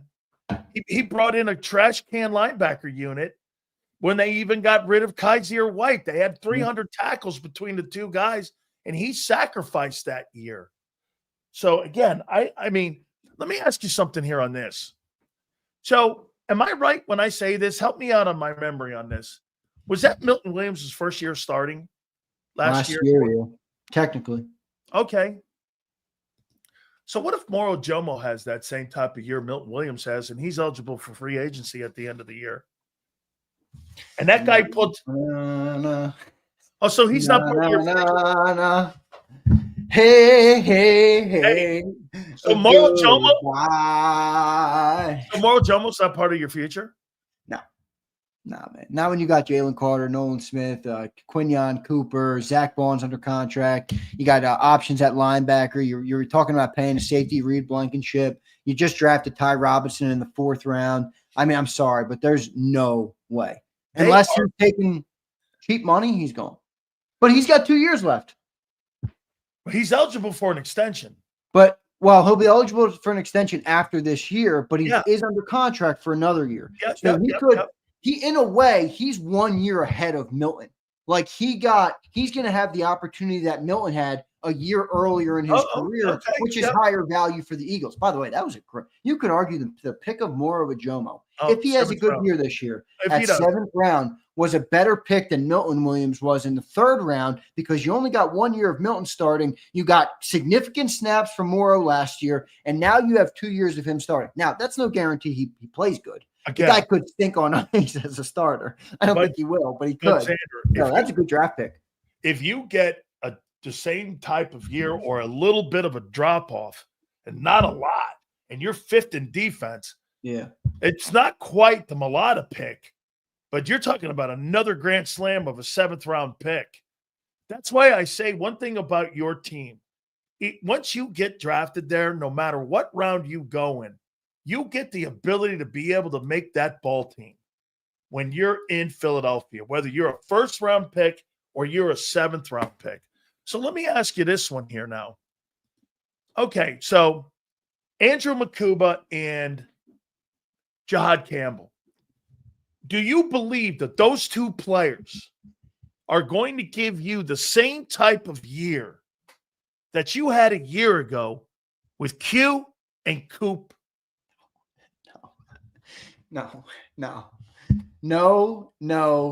No for a third time, and I'll give you a no for a fourth time. Okay, there is a 0% chance you have the impact that we got last year. Crazy. We got crazy impact from our first and second round. Like, you're not getting that again. There's no way in hell. So I'm not even gonna. The Rams actually did too. Yeah, it's true. The boy, Les Snead, he can draft, man. But he got those 2 tackles. He got the 2 D linemen, and he got that kid Cameron Kitchens, who also started for him and was a player of the year twice, or player of the week twice in the NFC. So they had 3 rookies starting. Yeah. On that team. I mean, look, RCR says, Vic's here. You don't know that, Zay. Look, you're right. I don't know shit, RCR. I'm just up here speculating and giving you my opinion. But if you had to put a gun to my head and said, are they going to be as good as your guys were last year? I'm going to say, no freaking way. And you can also add in like the objective reality of the situation where Jihad's not as healthy as Quinyon was.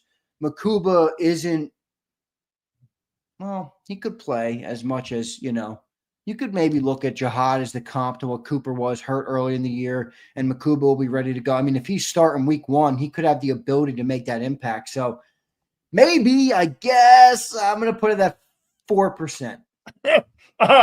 Hey, I think they're good players. I do. I don't think they're bad ball players, but I'll tell you this. I don't think so either.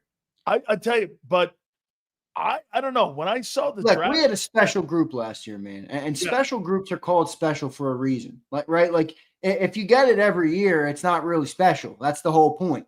So you had a special unit last year, and everything clicked.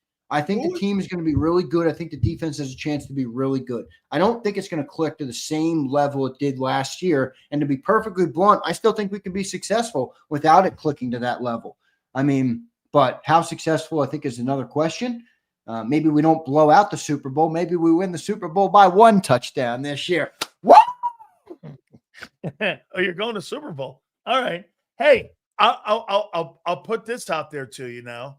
Who had the bigger impact on your defense a year ago, Carter or Bond? You can make an argument that the added impact was bigger from Bond because you kind of knew what you were going to get from Carter, right? Like Bond kind of came out of nowhere and added. He was drafted to do that. That's not to diminish what Carter did. All right. So for all the people who are like, oh my God, Vader, you're dumb as shit, Carter. I know. The point of that, the way Sileo phrased that question, though, is asking a different thing. That's right. We didn't know what Bond was going to be. He added more. Vic didn't know. No, I know. So he added more on top of what we anticipated beyond really our wildest expectations. Let's be real. I mean, even if I told you last year at the start of the year, we're going to have a first-team All-Pro linebacker this year, we still wouldn't have thought it looked that good. It was plausible before the year last year that Jalen Carter would be an All-Pro. If I told you that, we would say that's a big jump, but yeah, he's got that type of talent. So that's where I think Bond separates himself, is that the expectation was so much lesser on that player. So, yeah, I think Bond's the answer to that question. Hit the like button, guys. Supers go to the top. Please, we need them. We like you and we love you. Please, we appreciate you being here with us. I got to ask you Nick's role here. With the OC, Kevin Patullo, how much of a leash do you think Nick and the organization is going to give Kevin Patullo this year? Do you think it's going to be a full season deal like they did with Brian Johnson? Or do you think because there's so much of an emphasis right now where you've got to sit here and go like this? I mean, Xander, the pressure to win a Super Bowl, not the pressure to win the NFC East. It's the pressure to win the Super Bowl is on you right now because you want to maximize everything you're doing. How much do you think Nick is the watchdog to this right now on Kevin Patullo? Because he got involved with Brian Johnson. Yeah, he did. And the other thing is I think the organization maybe threw Nick a bone with Patullo and kind of said, all right, you can get your guy again. Now they felt good about him. I'm sure they vetted him before. I'm sure they did. I'm sure they vetted him before they told Nick, hey, you can make your pick. They knew what he was doing before He knew. I think the leash is I think at least a full season. Now, I don't know. If you come out of the gate and You didn't give Nick 4 games before people were not you, but people didn't give different Nick though, different 4 time, games. Now they were different coming talent. off. They were coming off the meltdown. All right, let me ask you this. Let me establish something real quick. What do you think the floor of the offense is? With all the talent around it, what's the floor? 12 passing, Floor? 2 running. Yeah. Nah, the floor for passing is lower than that. Really? 12th is middle of the room 28th almost. last year, 29th. Yeah, but if they're 12th and you're second in rushing. I'm talking floor, though. Are you saying ceiling or floor? You're talking floor. Floor. I'm talking the worst you think they could be. If Patullo stinks, with all the talent they have, what's the floor of the offense? Is it 20th? Is it 18th? It's 25th passing and it's 1 rushing. Well, floor rushing is probably 10. I don't know. With that old line, I don't know if that's good. I don't know if that's low enough. That old line ain't in. If that offensive line and that running game ain't in the top 2, somebody got hurt badly. And my point with that question is, if let's just say they're 15th or 18th on offense, I don't know if that's bad enough to get them fired mid-season. Now, if they don't reach expectations or they're not a good offense and it doesn't look pretty and they get bounced in the playoffs or they completely miss expectations, he will be fired after 1 year. How about if Hurts 29th again in passing and they don't make the Super Bowl and he hasn't improved the passing game and they're 29th again? You're asking, are they still a good team? Well, yeah, they're going to win 11, 12 ball games. That's a tougher answer.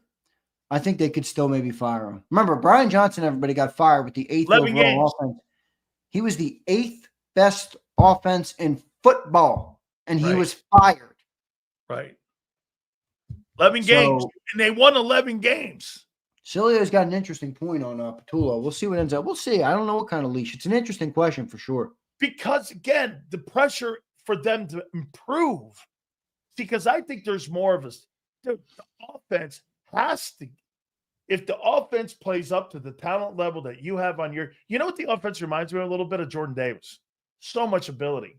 But yet you were so one way last year. You ran the ball in the passing game. You just went like this. We're going to hang on one side of the ball, and we don't give a shit about balance. And by the way, it was a philosophy that totally worked. Will that same philosophy work again? Where you say this, fuck the passing game, we're going one-dimensional again. Because for 17 weeks, they were one-dimensional, dude, with some spotty games. But again, I go back to you and I go, hey, man, they won the Super Bowl. You have to always underscore it with that. All right, well, let me ask you this. How much patience do you think Vic Fangio will have with Keely Ringo? Silio's got some good questions today.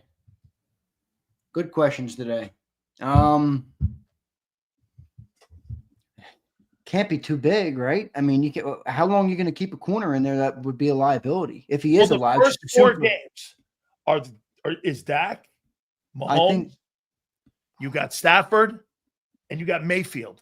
You got those passers. You have 4 passers. Yep. You got 4 passers coming in who spread the ball around the yard. With great talent 3 in the huddles. I say 3 games. If Ringo stinks through the first 3 games and doesn't show any signs of improvement, I could see Vic making a switch.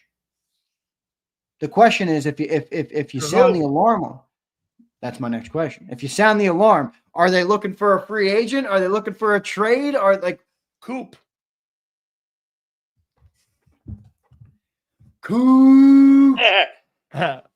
If Coop saves the day on this defense again, build that guy a statue. He will own this city.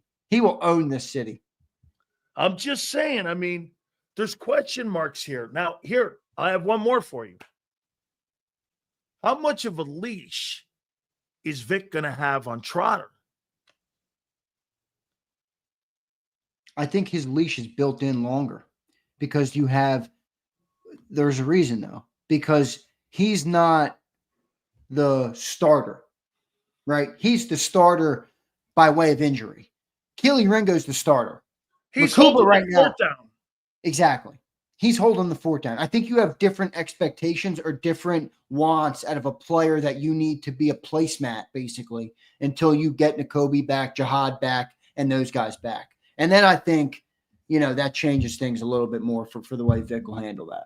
So I think it's probably a little longer, honestly, on Trotter. Okay, I got 2 more for you.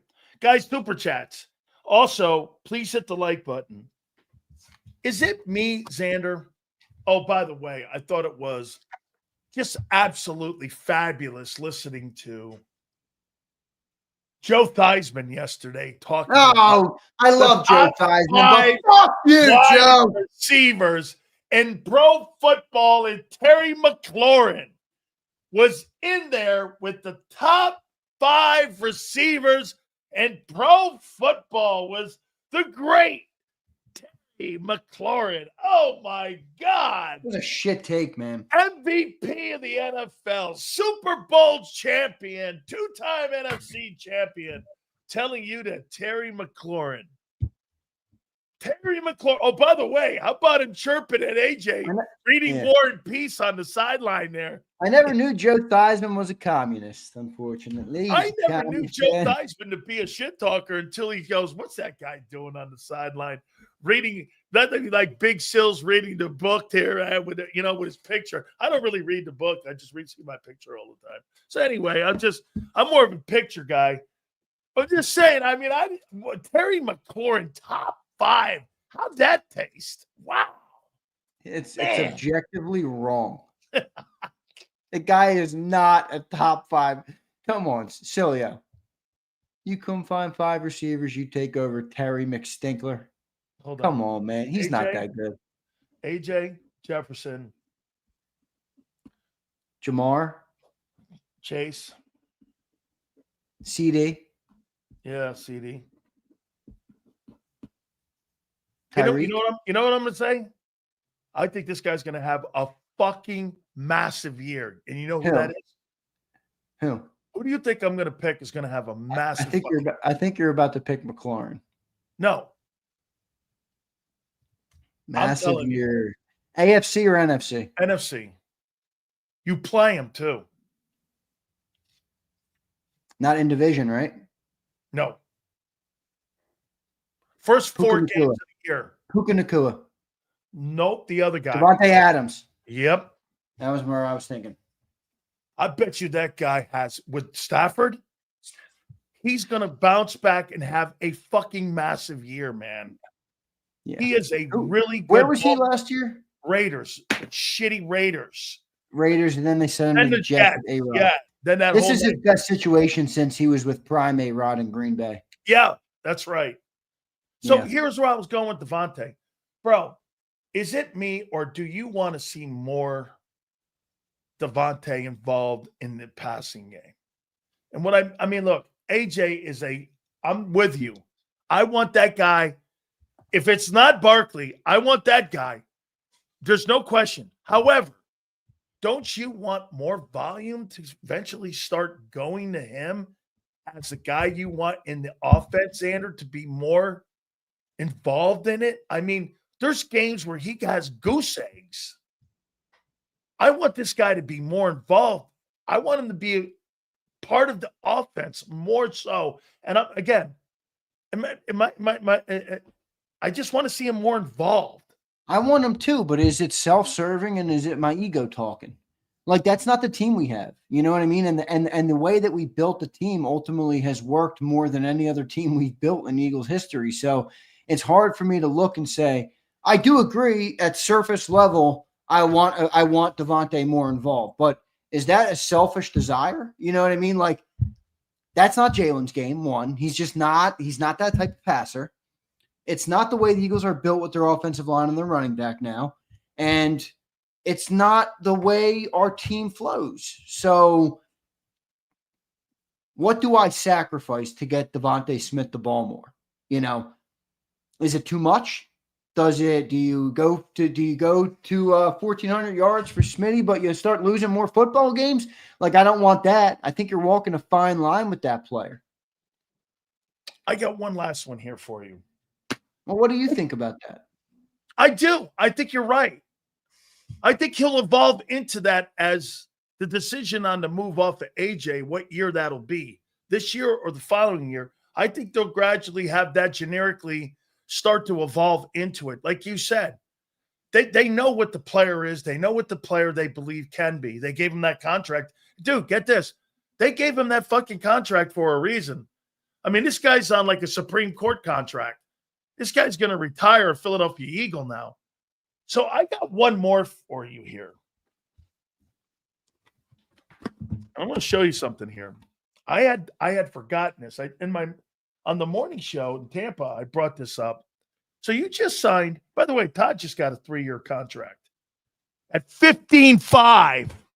Who? Reported. Todd Bowles got 15.5. Oh, good. I love Todd Bowles. Here's something I will ask you. I was immediately reminded of this.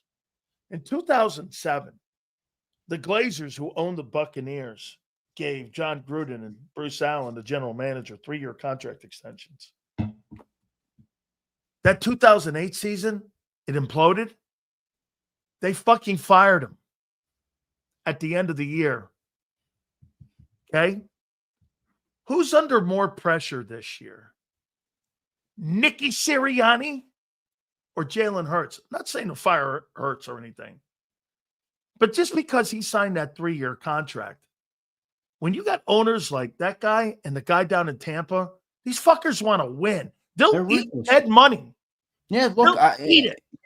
The funniest part about this is a good trait that the owner has.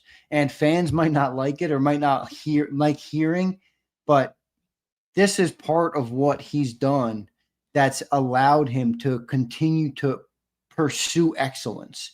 And where you bring up a good point on Jalen is, you just brought up a little bit ago on Petula. What if they have the 31st ranked passing offense and they don't win the Super Bowl? Well, do you think there's any questions? And I'm not speculating anything. Is there any questions happening behind closed doors at the NovaCare complex about the $51 million quarterback? Is there any? I think there would be. I'm not saying he's under more pressure than Nick. I think Nick is the easier person to fire. It is. But remember, Jalen, let me look up his contract and see where he is. I think it's now, I don't think he's in trouble at all. So people are going to I don't. Nobody's saying that. Nobody's saying that. But guess what? This is the business of the NFL. Yeah, you're not moving on from Jalen Hurts, my friend. After this year, the dead cap hit would still be $85 million. No, but what that would do is put more pressure on the coach to be the right coach for him, too. Well, the pressure's on the coach. They would sacrifice the coach, even with those 2 years remaining on his contract that he has, that they would bring in somebody that they would feel more comfortable. Bro, like you said, they're not looking to move off of Hurts ever, but they would move off of this guy because, like I said, when you bring in a brand new offensive coordinator, and you have the 30th ranked and you come off a Super Bowl, the expectation, Xander, is not winning the East. You're not like the Bucks. Hey, let's win the NFC South. That's their barometer. Okay? And it's a shitty division. Your barometer is how well you do now because you've been to 2 of the games in 3 years, and you've got to do this. I had forgotten. John Gruden reminded me of this. Hey, I signed a 3-year contract extension. Had $9 million a year. They fired me after the year. I had 2 years remaining on that deal. I don't believe any coaches, especially in Philly, would they move? Do you think if that thing imploded, they would move off of Nick?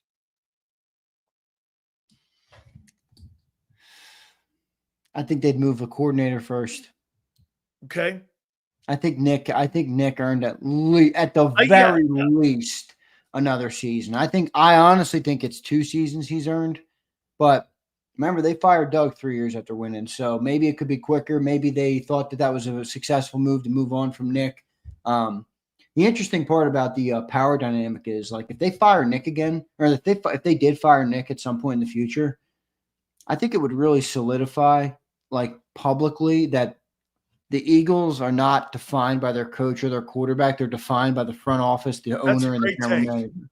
And for guys that have egos, I think every guy, to some extent has an ego and wants to feel valuable. It's very obvious this front office and this,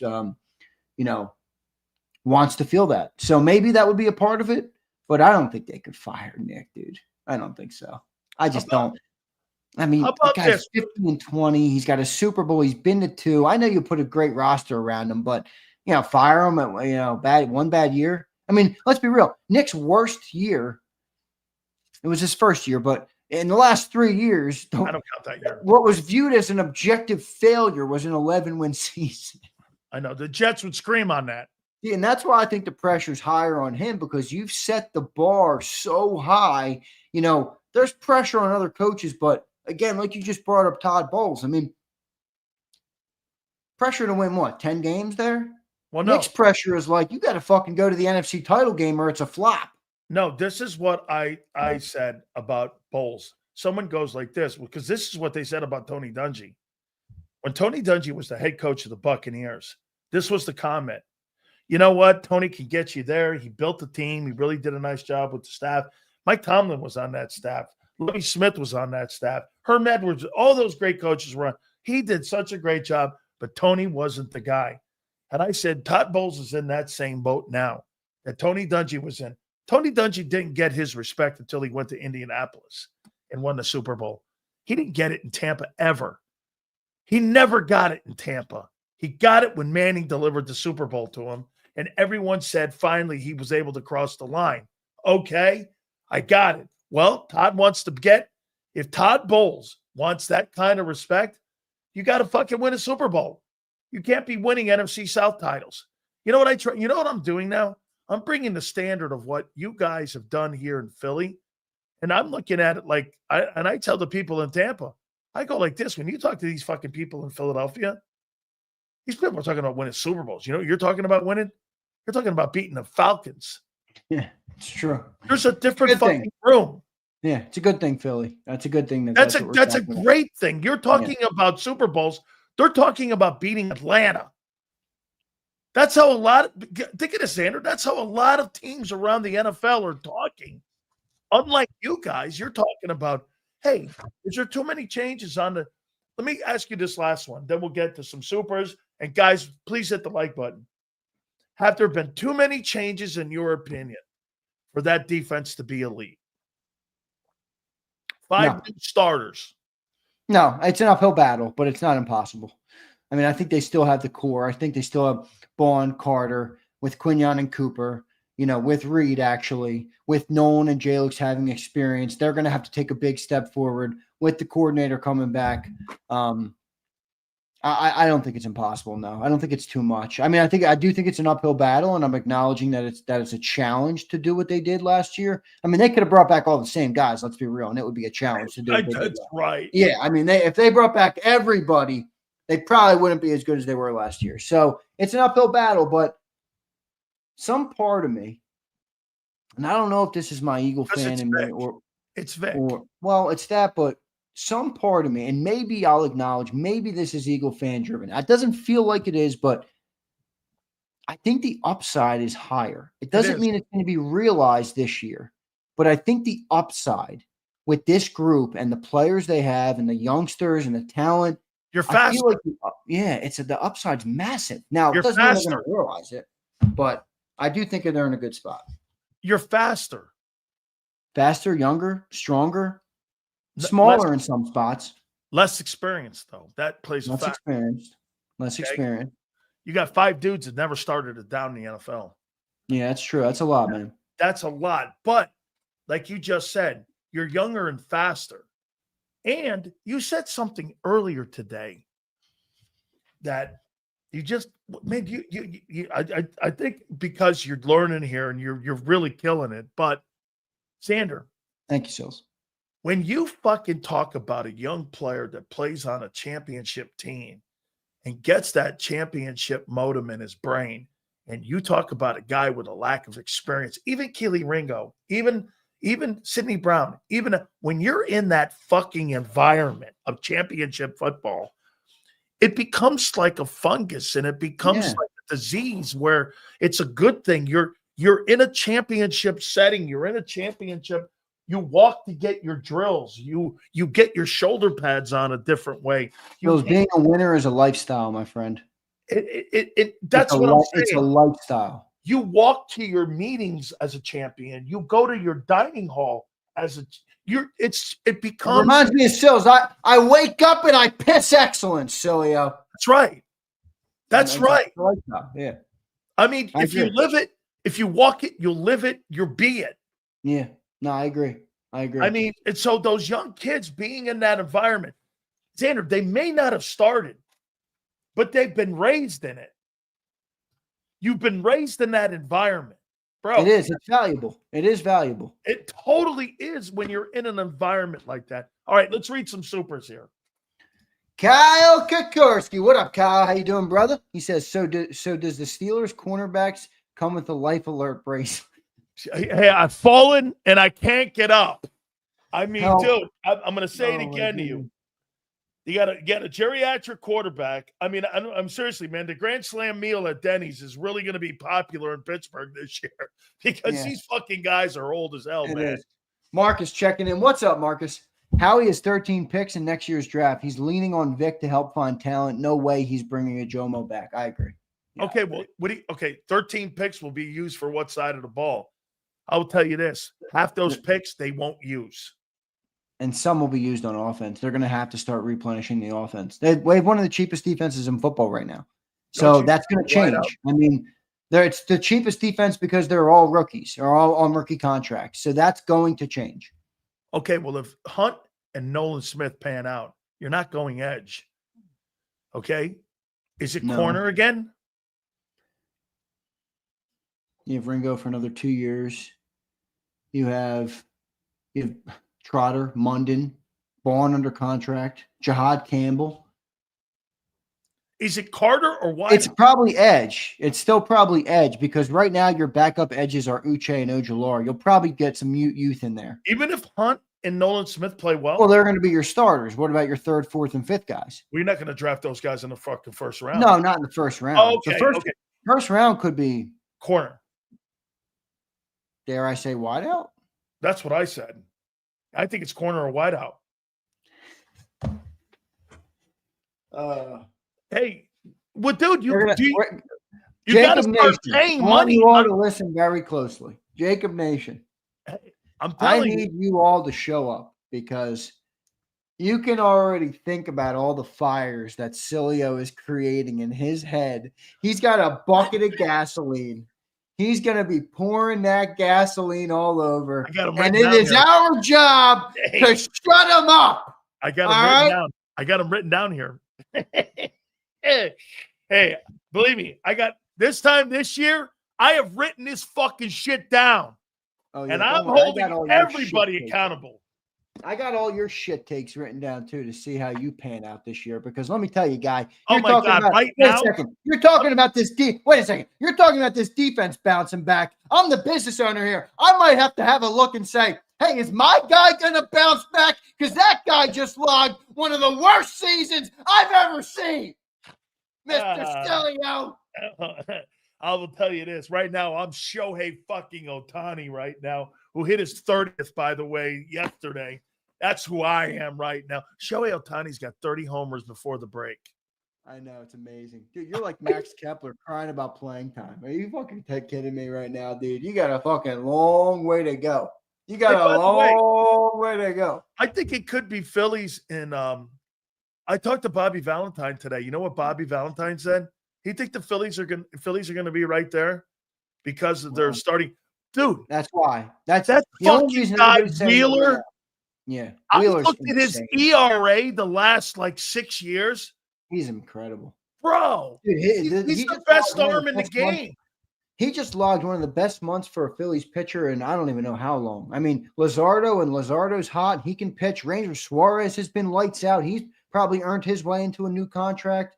I mean, you got depth on that team. You do. You Christopher Sanchez. I mean, how did I leave him out? He's pitching like a gem this year. So They got a lot of starting pitchers, but that bullpen makes me nervous. And the streakiness of the lineup. I don't – the lineup is a little streaky for my liking. Yeah, all right. because Now, of I think the Schwarber. team is built good, and if they get hot at the right time, I think they have a really good chance to go the distance. But you can't be streaky in the playoffs. Can I tell you why they're streaky? They're streaky because they do the walk of shame too much. They strike go for out the too long much. ball. That's their pitching coach. That's Kevin Long. He wants all home runs, and they've taken small ball out of the game. Yep. And the ironic part about the Phillies lineup is when I look at their lineup, I believe they're built for small ball. Yep. The line, they got Trey Turner. You got your home run hitter in Schwarber. You got guys who can put bat on the ball and like Alec Boehm and guys like that. Play the small ball a little bit, man. I think Schwarber's in the wrong spot of the lineup. I think he needs to be deeper in the lineup because you can't have a 216 hitter or whatever the fuck he is at the top of the lineup. I think that's a mistake. It's hard to argue with the results that Schwarber's had, but I agree with you. I mean, at its surface, remember at the beginning of the season, I'm trying to get him on base. Yeah, and I said something about Schwarber that I was dead wrong about, and I'm like, I was surprised that they brought him back because for basically what you just said, I thought they wanted to move the $35 million Trey Turner into the starting, into that first spot and build their lineup in a more traditional way, but they didn't go that route. And obviously Schwarber, I think, is playing himself into another contract. He's one of my favorite Phillies, so I do not want him gone, but I do think you're right. I mean, but look, this is my worry with the streakiness. It's one thing to be macro streaky and go on month runs and maybe have a couple week drought. They're streaky and they're intra-streaky. Like you remember a couple years ago, we were up 3-2 on the Diamondbacks in the playoffs, and we came home to close the series out. I was at Game 6, the closeout game, and they lost 2 straight games in Citizens Bank Park to the fucking Diamondbacks. I know. That was our year to win the World Series, by the way. I think the Diamondbacks blew the doors off the Texas Rangers to win the World Series. If we win one of those games in Citizens Bank Park, we'd probably be talking about a World Series championship in the city of brotherly love that year.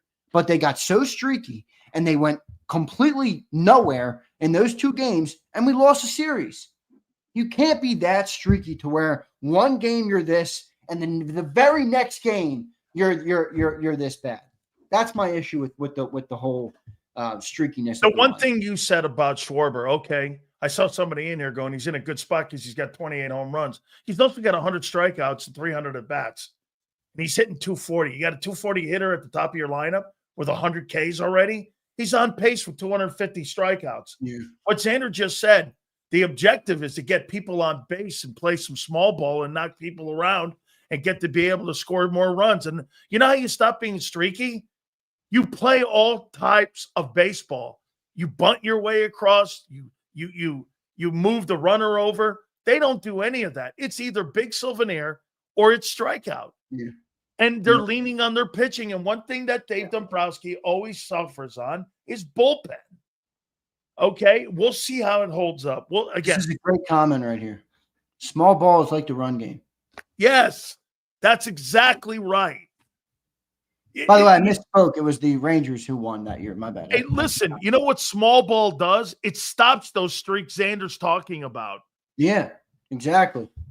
Okay, exactly. When you're streaking, put a bat on the ball. Stop getting it, trying to hit it out of the park. Put the fucking bat on the ball and put the ball in play. Do that a couple of times and let the chips fall where they may. They don't do any of that. I mean, that's old school fundamental baseball right there. That's what the Yankees do too. The Yankees do that shit. They're big. Yeah. I mean, look, the Yankees are a decent team with the best player, second best player in the game. Okay. And that's what they have. I mean, look, Zeal, you can tell Zeal's on top of this with the baseball team because, he's right. How about just playing good fundamental baseball? Why are we trying to reinvent the way the game has been played? Just play good fundamental baseball. They don't really do that though. So, but look, I do think they got a good roster, and I think you're right about the starting pitching. If you got four of those starting pitchers that are playing that good, you're going to have a chance to win every single game. Now, whether they do it, that's another question, but you're right. They do have a chance. Listen to this shit with the Rays. The Rays don't have like a really big time starter. What they have is these opener guys. And they're a game and a half back of the Yankees in the East.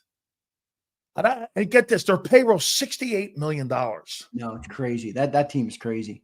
How the fuck do you do that, man, when you're competing with $250 million payrolls? It just it blows. I mean, the Phillies have a $238 million payroll. Is that right? It's something up there like that. It's one of the biggest payrolls next to the Padres. The Phillies are up there. And Phillies next to the Dodgers and Yankees. Mets are up there. Dodgers are up there. I forget who Dodgers have the most. Dodgers are the most. I think Phillies are third, maybe. Yankees might be 2 or 3. Yep. I think the Mets are 2. Yep. Yankees maybe 3. The Phillies Soto deal. The Soto deal put them over because that $750 million deal. Rolls. Let me look that up. Yeah, I think the Phillies are 4th. Dude, the Padres. Dodgers 1, Mets 2, Yankees 3, Phillies 4, Blue Jays 5. That's right. Blue Jays spent a boatload of money. Blue Jays are winning a shitload of ball games now. They're game back of the American. They better be winning. They're spending $250 million too. How many games a year do you go to, Xander? Phillies? Not many. I mean, I used to go to more. I went to one this year. It was for I wasn't really my doing. It was I went with my girlfriend and her family. For her mom was a big Phillies fan, so we sat at the game. Went to the game last couple weeks ago. So it was a really good game. Mets game, rubber match. It was a great game. But I like playoff baseball. I'll definitely go. It all depends, Sills, honestly, on my connections in the industry. I'm not really a big and I hope I don't sound like a conceited asshole saying this, but it's just one of the perks of working in this business is that radio stations get a lot of tickets and they and so I get a lot of tickets from radio stations, and if I'm giving them, I go. If I'm not giving them, I don't really scout out going too much. Again, I hope I don't sound like a conceited asshole, but it's just one of the perks of the business. So I kind of go based on how many I get, Sills. I love that, man, because listen, when I was a kid, Rich, I'm only conceited if you can figure out how to spell the word Nimrod. Oh, my God. All right. Hey, Gary Cobb right around the corner. We're going to get G Cobb up here in a second. Big Z, I thought the Sixer talk, man. The Sixer talk today on the show made you sick, didn't it? Because it wasn't that you didn't want to talk about it. It's the fact that you think they're just not a good organization. Listen, like you said to me before the show, and I love you, Mike, and I love you, Johnny Mac. You don't walk into an Italian restaurant and order Chinese food. Although I don't know if I can use that on this show because Sileo walks into Hooters and orders clams. So, like, does that even apply? But you're right. I mean, listen. I like clams. All right. I don't know. I know. Xander, let me get the Hogan Super. Great text says Hogan. I think that's Hogan, right? Hogan, is that you, my friend? These stupid usernames keep switching back and forth. Happy Bobby Bonilla Day. Mets 1.19 mil till 2035. That was yesterday, right? July 1st. That was yesterday. That was the first. But let me tell you here, brother. So in 1999, that's his last year, there was a payout of $5.9 million.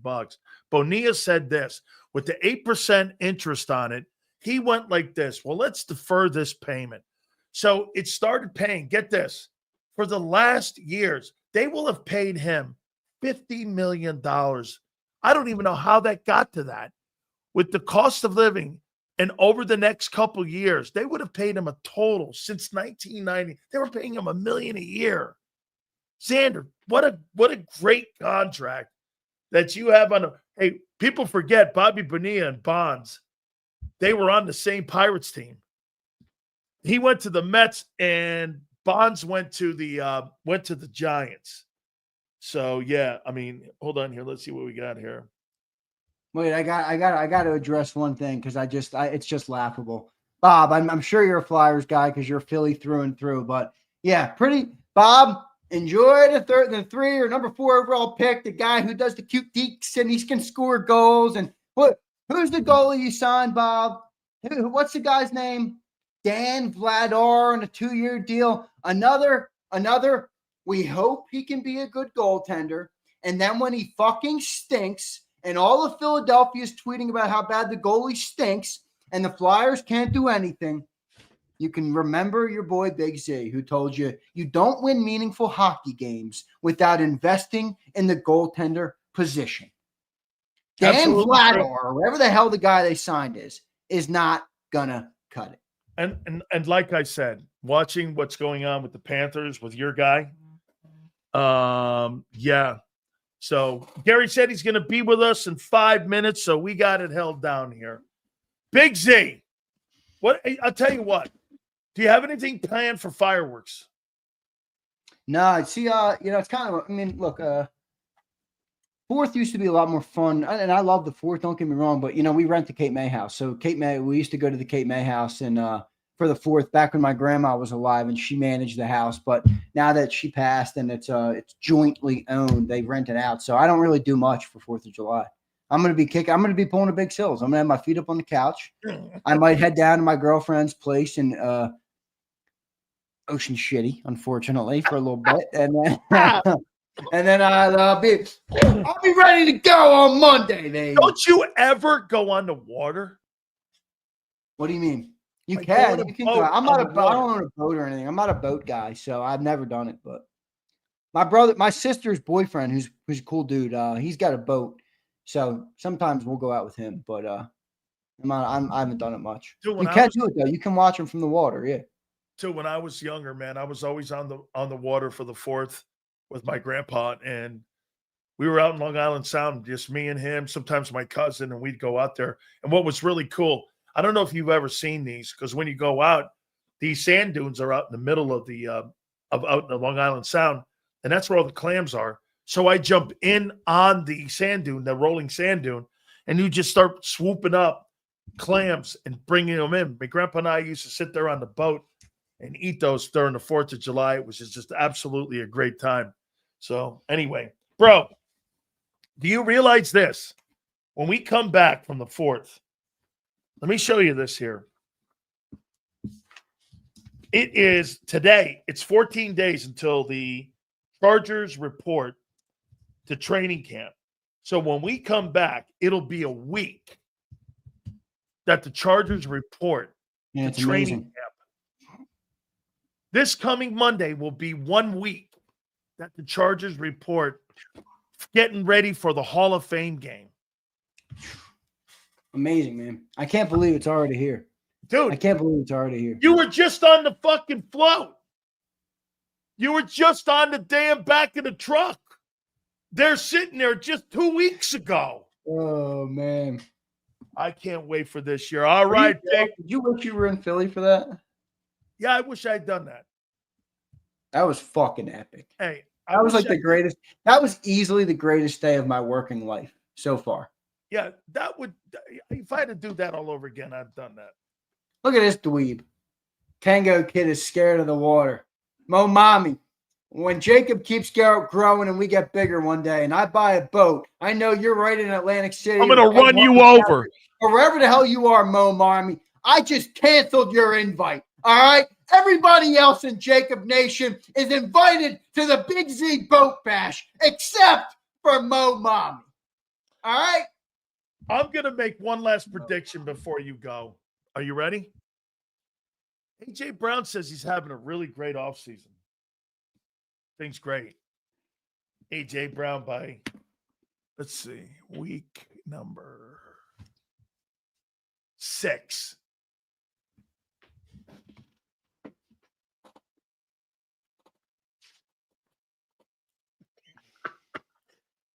Here, folks, look at me. By week 6, here's AJ. How come you're reading books on the sideline? He's got a ring. He's got a ring. I don't think he's worried about it. He got a ring on the back of Barkley. That's what he's got, a ring. Another guy that was a caboose. Another guy who took a ride on the A train called the Saquon Barkley train. Come on, Sileo. Say, great stuff, bro. I will catch you in the morning, and I'm sure we'll have Flyers talk tomorrow. How you doing? I want everybody in here to start the campaign to move Sileo back to the East Coast. All right, this guy is like, I don't even know. Like, his daughter's done college. I hate the West He Coast. doesn't even have the excuse anymore that I'm waiting for my daughter to finish school, which I understand. Like, Sileo, come on back. Can I tell you what Come I'm waiting for? on back. Wait, Sileo. Can I tell you what I'm waiting for? You want to know? Okay, check this out. Where's your Aunt Betty? I'm going to call your Aunt Betty when I get off here. Hold on. My aunt's in here listening. I'm going to tell you what I'm waiting for.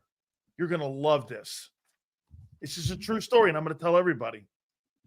This is something that I'm going to come clean on. So Jimmy Johnson owns 15 homes in Isle Morada. Okay? Isle Morada, the Keys. Okay? So check this out. He's already given one of the homes to Alonzo Highsmith, and he's already given one of the homes to another one of my teammates. Not given, it was rent to own. And Jimmy said that this guy's moving out in October, that I can have this house. It's right on the fucking water. You better take him up on that. I am. I have to. Bro, I'll own a home in the Keys. Are you a Keys guy? Oh, yeah. You are? Oh, yeah. I've only been to the Keys once, and it was Key West, and that's obviously not the key to go to. Bro. Yeah, no, that's the tourist. That's the tourist key. Yeah, you got to go to Isle Morada. That's where, like, it's unbelievable. Dude, and it's like, I hope you go. I'll be much happier for you. I'll know that you're in a much better spot. I mean, Big Sills in Florida, living his best life. Dude, and I'm going to be like a couple hours away from the U. Yeah, Bob, how many times have I told you, give yourself a pay raise? Get out of California. Trust me, my aunt tells me that every day. It's a built-in pay raise. Just gotta leave. That's it. A tree hut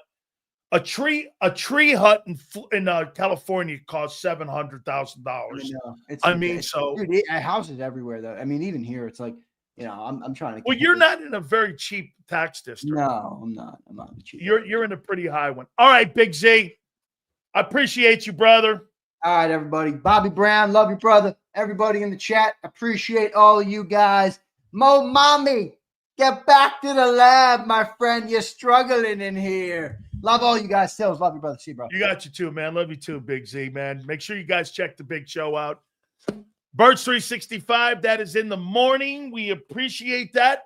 We thank you very much. By the way, we're going to wait for Gary Cobb here. So what we'll do is we'll do one of our commercials right now because, we got to make sure we hit on this because of Morgan & Morgan. Very happy that John Morgan and Morgan & Morgan is part of the program. With over $30 billion recovered for clients across the country, the reason that they are number one, my friends, is because why? They win. If you're ever injured, the number one injury law firm does not get paid unless you win.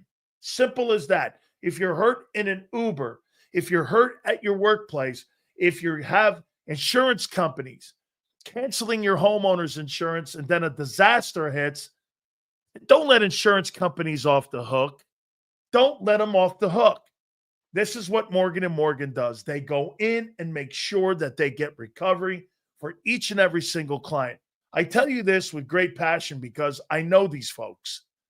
I've been around them for 25 years, and I know them, okay? I got to tell you, man, it's great. Make sure you check them out at forthepeople.com/Big Sills or Pound Law 529. That's forthepeople.com/Big Sills or Pound Law 529. Xander will take that really quick time out here, and we'll go right to Gary Cobb. This is Eric. When he got injured in a car accident, he called Morgan & Morgan. He not only gets a lawyer, he gets trial lawyers like Sam and Jessica, who are in it to win it. He gets his own investigators with briefcases, leather ones. And if you ever have questions, our customer service folks keep things rolling. Injured? We're your army. Morgan & Morgan, America's largest injury law firm. Big Sills back here. Please hit the like button. We appreciate all of you. Gary Cobb couldn't. I had one of the greatest athletes in the history of Stamford, Connecticut on my morning show, Bobby Valentine. Bobby V was on this morning. He's one of the greatest athletes of all time. You know why Gary Cobb couldn't come on Monday? He was being inducted into a Hall of Fame. And I want to know what this Hall of Fame is because I want to be I want to give him kudos to this, man, because Gary's one of the greatest athletes from our area.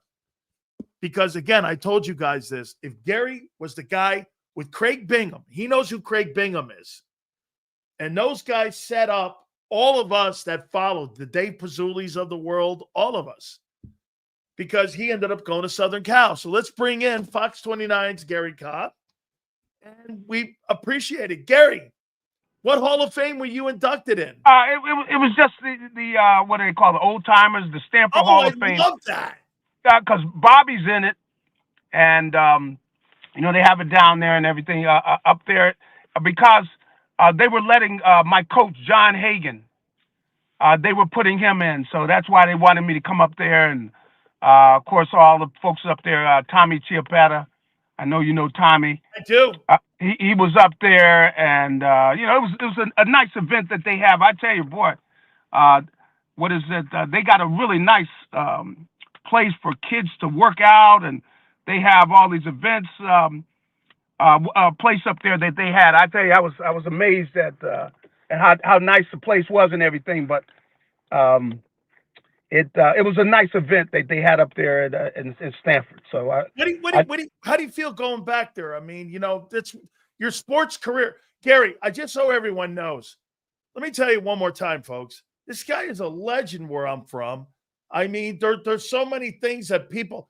The right tech home run, I never stop hearing about it. Okay, I mean, I never get. People always are like, Sileo, because I hit the door. They go, Cobb hit it over the building. I'm like, what? And I was, So, I mean, what did it feel like going back? Well, it was a lot of fun because of course, I get the chance to see, a lot of people and everything, and really, I was there, for Coach Hagan, and they're going to do something. My older brother James was a really good player back there, and so I really was talking about how I just emulated my older brother. He was 4 years older than me, and I really just copied everything he did, and we lived out on the playground, playing ball.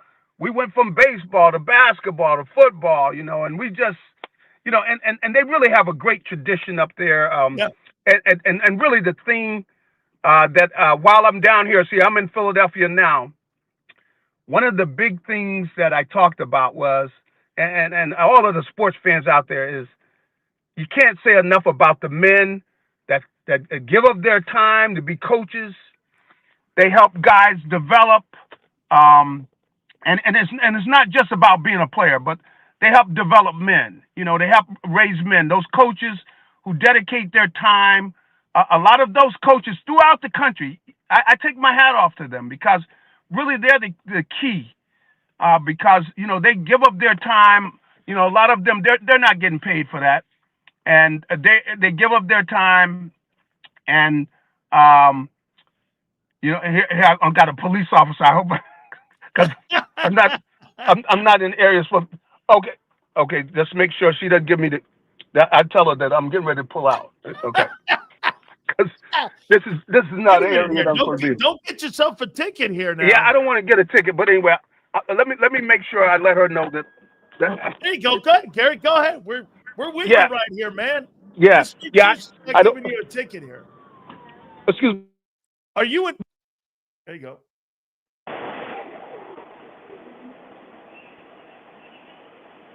Hey, let me see the police officer. Let me see the police. Let me say hi to the police officer. Okay, we got some problems here. All right, we've checked out here. We're having all kinds of issues here now. I don't know. Did they lock him up? Did the ICE people come and get him? Hey, free Gary Cobb? Hold on here.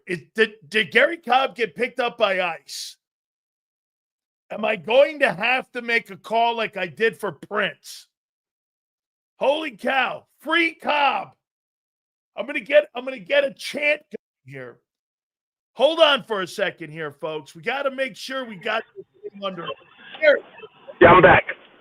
But anyway, what I was saying is that I talked about all these coaches because I had a lot of coaches there in Stanford who they gave up their time. I mean, they were there for the baseball league, the football leagues, basketball leagues, and I think about all of the sacrifices they made. And, they really, they helped develop me as a player, and not even more important than that, as a person, and they taught us about how being a team player and, where you're trying to help the team win. You're not selfish, where you're just thinking about, however many stats you got. It's not really about that. It's about winning. And I see, some of the guys that are on the Eagles now in the NFL, they talk about how their different men had major effects upon them and influenced them and taught them about the game and taught them about, being a team player and everything. So that's what we talked about, and I talked about there in Stanford. And I take my hat off to so many coaches that helped me, in my career. Let me. The coaches that were influenced to me in Stanford were Mickey Leone, and also I know Coach Leone.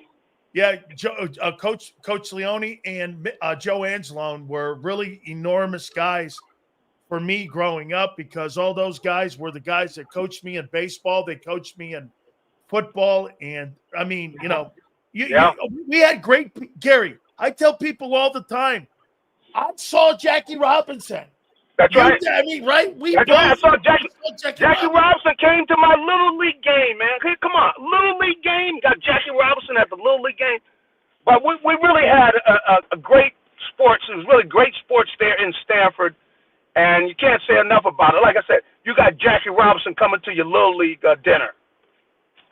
And of course, I don't have pictures of it because I didn't know the significance of it.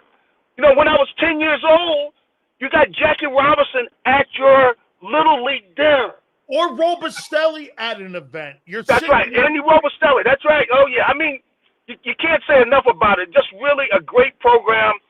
And really, the people that are doing the same thing, let's say in the Philadelphia area, around the country, you guys are really the heroes. Those dads that go out there and help those leagues and everything. And that's why anytime they ask me to do anything, I'm there to help them raise money, whatever they can do, because there were people that sacrificed for me, and any kids that I need to go talk to that I could help, in their career. I tell you, it's like I said, I wouldn't have made it without those people. Couple questions on the Eagles for you. Gary, I'm going to bring this up. Moro Jomo, first-year starter. Kelly Ringo, first-year starter. Yes. You're going to have Trotter, first-year starter. You're going to have a safety that's a first-year starter. That's 5 dudes. Is it too much when you're talking about 5 new starters on defense? Do you expect a small drop-off, a big drop-off, or do you think this is going to be, again, let's just throw the easy one out, a wait and see, because 5 starters are going to be first-time starters on this defense? How do you look at that? It's going to be quite a challenge. I think that we could learn a lot from what we saw last.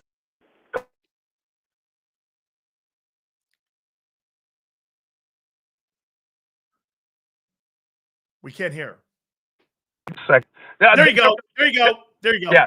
They're really going to be trying to do what they did last year, which is they've got to see these kids. They've got to grow up in weeks. They don't have months, really.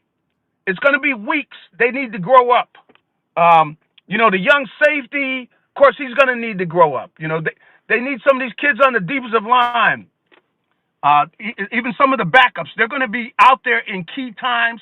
And then you also know, of course, about injuries, where you could have an injury here, injury there, and all of a sudden somebody's sitting there and they're expecting to sit for, let's say, for the year, and all of a sudden they go, hey, such and such, get in there, and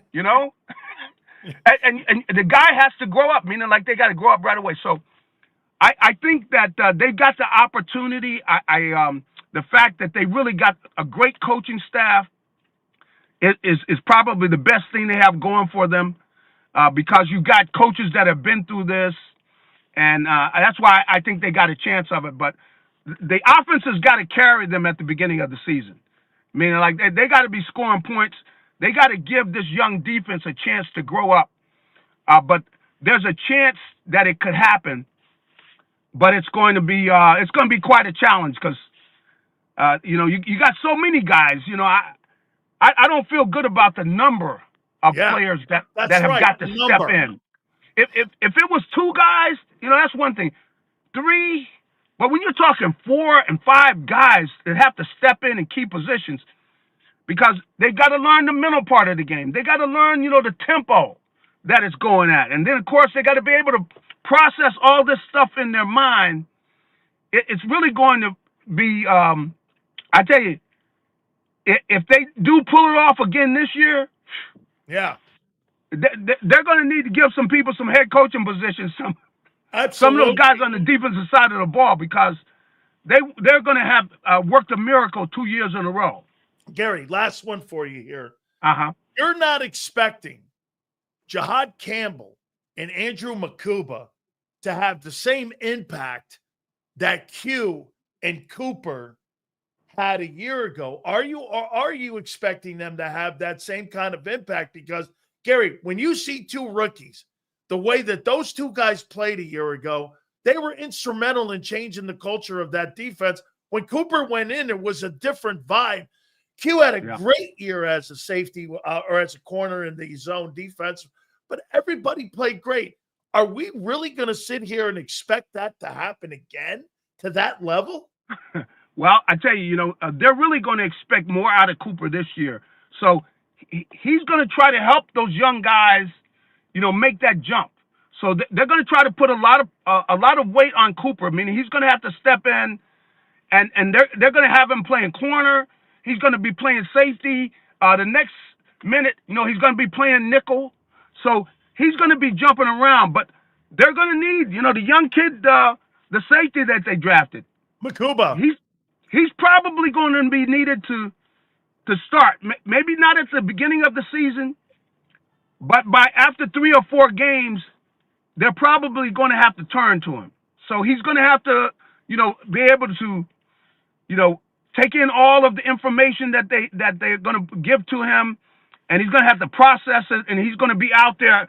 I don't know how much of he's going to be playing full time, but depending on how the offense is playing, because see, the other thing is the schedule, man. They got a tough schedule. Toughest schedule in the league.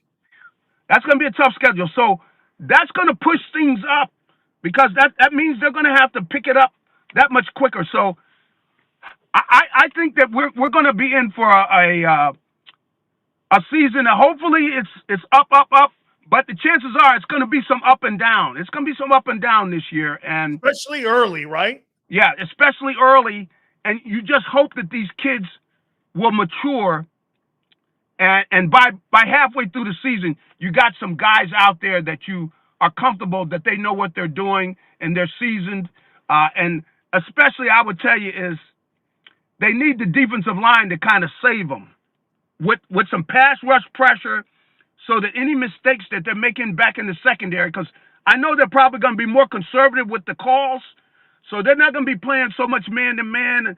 They're probably going to be in and out of it, but they're going to try to play zone probably until these guys are sure of what they're doing and everything. But they got to get pressure on the quarterback from that D-line. That's going to be a big key, because he doesn't like the blitz, especially with these young kids back there in the secondary. He's not going to want to blitz, so they got to get pressure on the quarterback from that pass rush. Hey, by the way, this morning I told Bobby V that I was talking to you. I didn't realize that Bobby V went to USC. Yeah, he did. Yeah, but he played baseball. He didn't play football. That's right. He went to USC, and really, Coach McKay, he wanted him to come there to to go after some of OJ's records. I know he did. I saw the letter in the Valentine's restaurant. He has them all posted there. Yeah. And there was a letter by John McKay saying, "Hey, we'd love to have you come here and take over for OJ Simpson." That's right. And I'm like, holy, he was one of the most recruited guys. But Gary, in closing here, seeing you on NBC when I was a young kid in my living room. Yeah. Okay, that's when I looked over at my grandpa and I said, "This guy's from Stanford." So it's really cool that you get a chance to go back and you talk to all the guys back there, because I say this to everyone. I would never in a billion years ever want to be raised anywhere else, because I was in the greatest sports community in Stanford. Football, basketball, baseball. Gary, we were very fortunate that it's one of the most underrated places in the country when it comes to sports, especially baseball. Very, very much so, Dan. You hit it on the head. And we grew up in a place where they really cared about the kids, and they gave us a great, atmosphere, and we learned how to do things the right way. There's a right way to do things. And, I see some of the kids, believe me, I'm over there in the Eagles locker room, or you see some of the other players around the league, and you'll see a kid that look, it's about winning, kid. Yeah. It's about finding a way to win. It is not about you and your stats and everything. You want to be a team player, and they really taught us that there's a right way to do things. Absolutely. Gary, thank you so much, my friend. Congratulations to you, too. Coach Hagan, by the way, at Stanford, man. His dad, I think, was a fireman with my grandfather. And so I know the Hagan family really well, and that's pretty cool that you did that for him because he really was a great coach. Thank you so much. I appreciate it, my friend. I appreciate it. And, I hate I had to do it from over there, but I had something I had to run to do today, but I appreciate it. Hey, man, I appreciate your time every day. Thank you so much, Gary. All right. Hey, have a good one. You got it. The great Gary Cobb. We were so fortunate. Man, when I'm telling you, Stamford, Connecticut is one of the greatest sports cities I have ever been around or in my life when it came to high school and junior football. My folks used to take me up to the Italian Center when I was a little kid. My aunt is in here watching the show all the time. You go up there. I'm like really young, and we go to the Italian Center up in Pound Ridge, and there's Jackie Robinson. I grew up around Jackie Robinson and his kids and Rachel. I swam in their pool. I know Jackie Robinson. I mowed the lawn of Larry O'Brien, who had a house in Pound Ridge. It's crazy. I played high school football against Steve Young.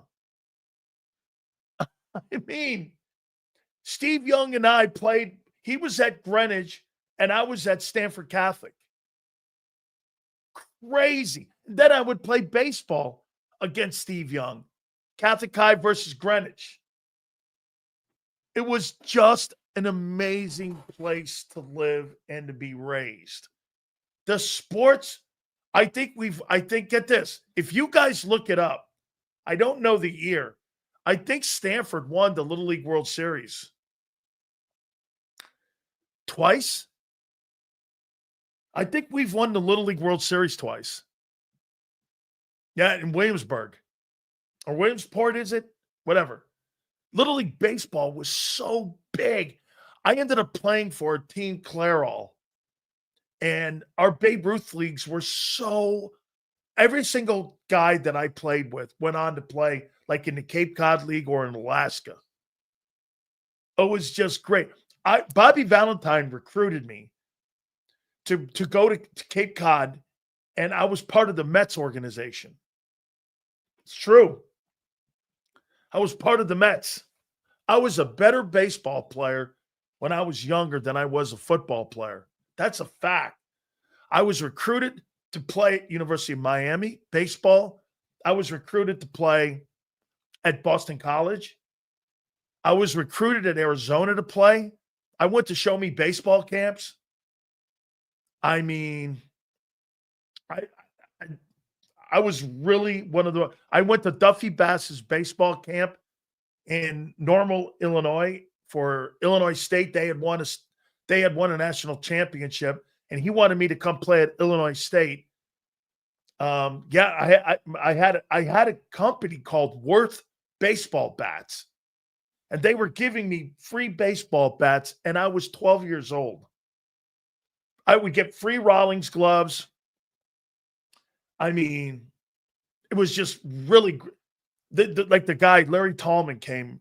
They would give me 40 or like 30 baseball bats, balls. They would give me Rawlings catcher's gloves because they wanted me eventually to sign. And my sophomore year, I had to make a decision. whether I was going to play baseball. I went to the Cape Cod League. Just so you know, guys. How about this, Yale? I went to the Cape Cod League, and I played up in Cape Cod. We played a season up there. I hit 288. I hit 14 home runs, and I had 60 RBIs. The Mets were all over me. The Mets were going to draft me. I don't remember. This was like 1980. It was like 1980. And Mickey Leone was like, look, the Mets. So Bobby Valentine was the third base coach for the Mets. He goes, look, the Mets want to have you come into camp. And if you go into the draft, they're going to draft you. I don't know how high. And I was like, man, the draft is like 30 picks. Okay. And I'm like, I don't know. But if I would have played baseball, I'd played 20 years. Right? Because you could play in the minors. You're not, whatever. I had a really great year. I was a really great baseball player. And I was like, I had to make a choice. So I chose football, because then I started going to camps, football camps, and it was cutting into the baseball. I don't know. I always wonder, because Bobby V recruited me. He came and threw batting practice to me. And so did Davey Johnson. Davey Johnson was the manager of the Mets. And he came to Catholic High, and he was recruiting a guy by the name of Roger Haggerty and me. And they were recruiting us. And Davey Johnson says, hey, listen, we'd like to bring you into New York for the Mets. So want to come in for a game? Okay. So you want to come in for a game? And I said, yeah. So my friend who just passed away a week ago, I took him with me, Jim Colford. And we went to Shea Stadium, and I got to go down in the dugout. There's Davey Johnson down there, and there's Strawberry, and there's Dwight Gooden. There's all them guys down there, and I'm like, man. Okay, wait, I don't think Strawberry was up yet. It was Mazzilli. It was Lee Mazzilli. And it wasn't Strawberry didn't come up till 83. So it wasn't Strawberry, it was Mazzilli. It was Lee Mazzilli who took us around. I don't know if you guys even know who that name is, but it was Lee Mazzilli. And yeah, I'm just saying, Gary and I were so fortunate. I played with some of the greatest coaches and guys. We played at these places called Cubetta Stadium. That where Gary hit this home run. He hit it about 500 feet. And he was a senior in high school when he did it. He hit it it's seriously 500 feet. And I remember I hit a bomb, and it hit the door, and it was about 450. Somebody goes, wow, that's a great shot. Gary Cobb hit it over the roof. I'm like, what? Holy shit. I thought I juiced this thing too. And, okay. Yeah, I played in the Cape Cod League. I played minor league ball in the Cape Cod League and in Connie Mack. I played Connie Mack baseball in Illinois, and I played Cape Cod when I was in Catholic High. I was in Illinois, and I went to I played in Connie Mack League, which is like that in A-ball. And Major League Baseball, the Mets sent me there. I was part of the Mets then, and the Mets up in Cape Cod. Okay. Let's see something. Let's see here. Bro, I don't have to swear to anything. Everything's true, I say. What position? I was a catcher. Connie Mack Stadium, Philly. How you doing? Yeah. I was a catcher. But they had Gary Carter. They got him from the Expos. So I was like, what are you going to do with me here, man? Gary Carter's going to play 15 fucking years. Yeah, the whole thing, man. And then, I think the Pirates were interested. I think the Reds, it was the back end of bench. Let me see here. Who else was interested?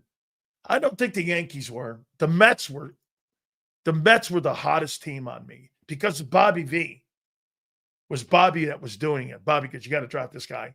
And that's how I met Davey. Hey, Yale. was the general manager of the Mets named Frank Cashin because he came to my grandfather's house. Does that sound right? Frank Cashin? I don't know why I remember that name. Frank Cashin, I thought was like the GM of the Mets in like 1980, 81. Like that. I think he was something like that. Let's see here. He will never throw for 4K in his entire career. I'm comfortable saying that. Jody's dad was really? Was it Weiss? That was the general manager of the Mets? Who's Jody's dad? That was the general manager. He was GM from 9. Yeah. Frank Cashin is the guy that came and was talking to me about the Mets drafting me. Yeah, they wanted to take me in the top 3 rounds. I didn't know what that meant. Yeah. Yeah, Frank Cashin came over, and then we went out to dinner. I think we went to a pizza place. Bobby V was with me. Yeah. Guy goes from 2,900 yards to 4K. Hey, dude, worry about throwing for $3,000 before you worried about him throwing for 4K. Dude, wait a second. Hey, my friend, elite quarterbacks throw for 4,000 yards. So you got to put that into context. Only elite quarterbacks. I said he'd never throw. I did. But I've been right so far on the 4K. 4 years. It's gone the other way. Well, hey, that's part of it, my friend. Welcome to the NFL. Joe McDonald, okay. I got a chance to meet. Yeah, I don't think I met Gary Carter. I met Thurman Munson. Once. I met Johnny Bench. Did he? Oh, hey, I got a hit on this. Did he free on bail, Sills? Only found guilty on 2 counts: transportation to endanger a prostitute. Okay. The other 3 big accusations were found not guilty. Hey, man, did he? This guy's going to be bigger than he ever was. Holy cow. He got out. If Ramen Noodle Hurts throws for 4K, what's next? Kelly Bingo, all-pro cornerback? Never happened. Keely Bingo. That's a good one. Look at Kyle. I'm going to take that from you. The new name for Keely Ringo is Keely Bingo. Who? Right. Remember this, Kyle. Keely Ringo. We're going to start calling him Keely Bingo. And then people are going to go, who's Keely Bingo? Exactly. Keely Bingo. Oh, my God. I'm mad because I can't scout talent. Really? I know Tyler Steen sucks. I know that. Hey, by the way, we'll see how you do. How you doing? How's that Sidney Brown working, kid?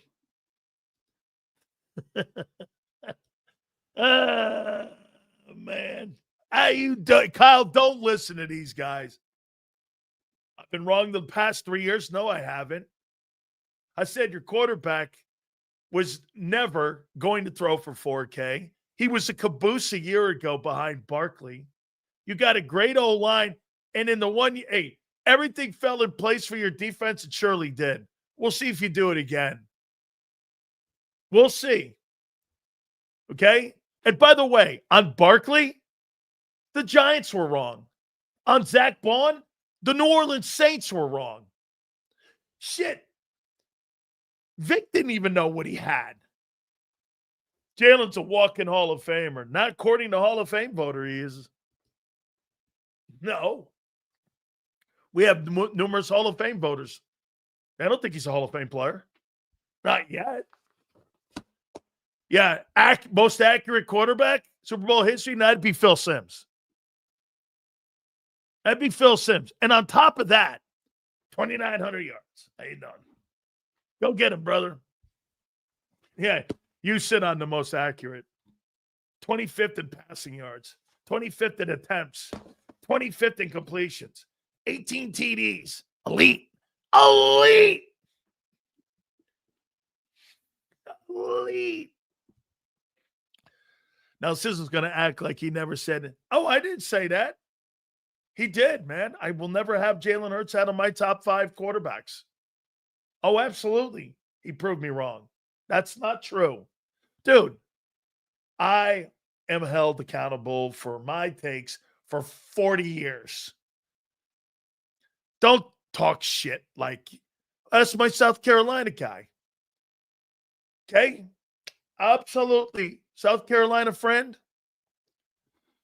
Most accurate deep ball quarterback in the league. Like that even matters. Tom Brady's not.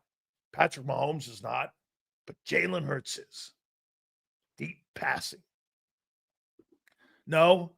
Phil Simms was 26 of 28. Had 2 incompletions. And was a Super Bowl MVP. What was Simms' performance? Let's see here.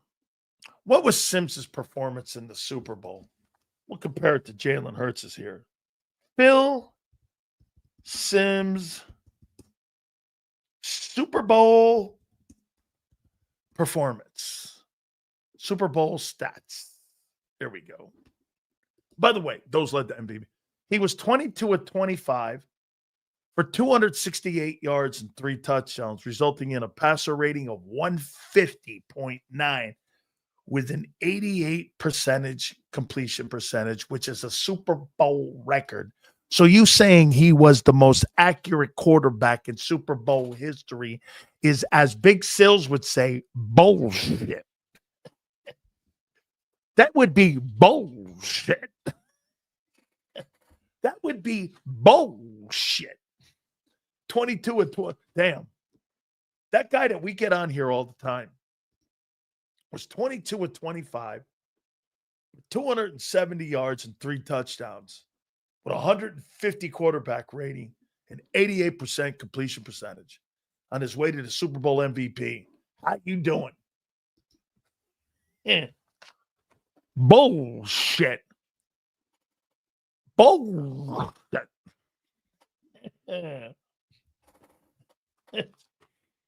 Oh, man. All right. Hey, don't forget our great friends at Morgan & Morgan, the #1 injury law firm in all of America, my friends. That's right. You're talking about an injury law firm that is second to none. And why? Because they win. $30 billion recovered. I'll tell you one more time, okay? One more time here. The reason that makes them #1 is because they're out defending families like yours. Simple as that. For more info, go to forthepeople.com/Big Sills or pound law 529. That's forthepeople.com/Big Sills or pound law 529. And do me a favor, you tell them Big Sills sent you. This is Eric. When he got injured in a car accident, he called Morgan & Morgan. He not only gets a lawyer, he gets trial lawyers like Sam and Jessica who are in it to win it. He gets his own investigators with briefcases, leather ones. And if you ever have questions, our customer service folks keep things rolling. Injured? We're your army. Morgan & Morgan, America's largest injury law firm. Your financial future is on the line. Are you ready for what's next? At Leone & Company Wealth Management, we help young professionals, business owners, and pre-retirees navigate the complexities of building and protecting wealth. For young professionals, we'll help you grow your wealth, plan for your future, and make the most of your hard-earned dollars. For business owners, we provide strategies to protect your company, manage risks, and create a lasting legacy for both your business and personal wealth. For pre-retirees, we'll design a plan to secure your retirement, ensuring you can live comfortably and confidently in your next chapter. Whether you're just starting out, managing a thriving business, or preparing for retirement, we're here to help you take control of your financial future. The first consultation is on us. Get the advice you need without the cost. Let's make your financial vision a reality. Take the next step. Scan the QR code to schedule your free consultation today. And of course, go Birds.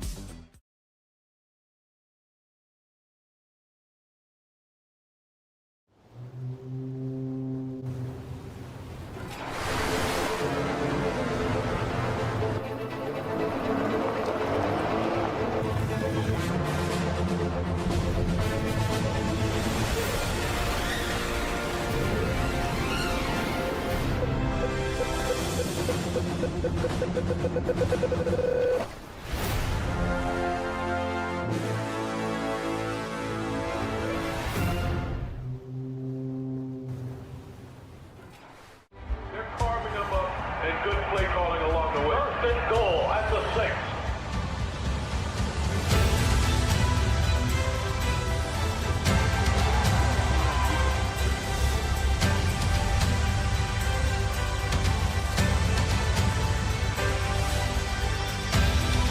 On the field of life, First Trust Bank is there for you. Champions on 3. 1, 2, 3. Because Philadelphia dreams deserve a Philadelphia bank. In our hometown, we all look out for each other. We step up to keep our communities going strong. And at Independence Blue Cross, we're here to keep you going strong as the #1 health insurer in the region. No IBX is always looking out for you. EAGLES. Eagles.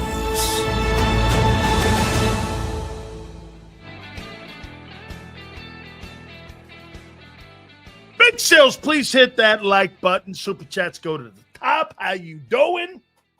Here on this 4th of July week. I could just see AJ this year. Here's what's going to go on.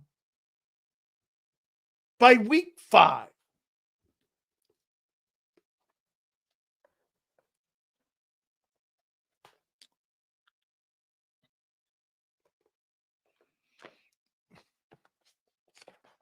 week 5.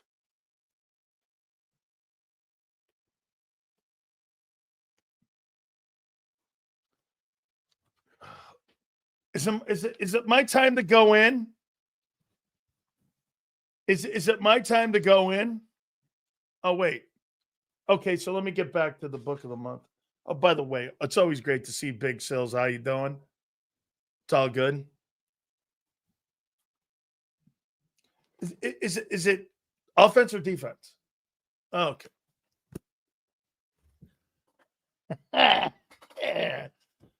Yeah. I get to see AJ. Let me tell you something, man. That guy will throw a. Let me see. He'll blow. How long before you think he blows a gasket?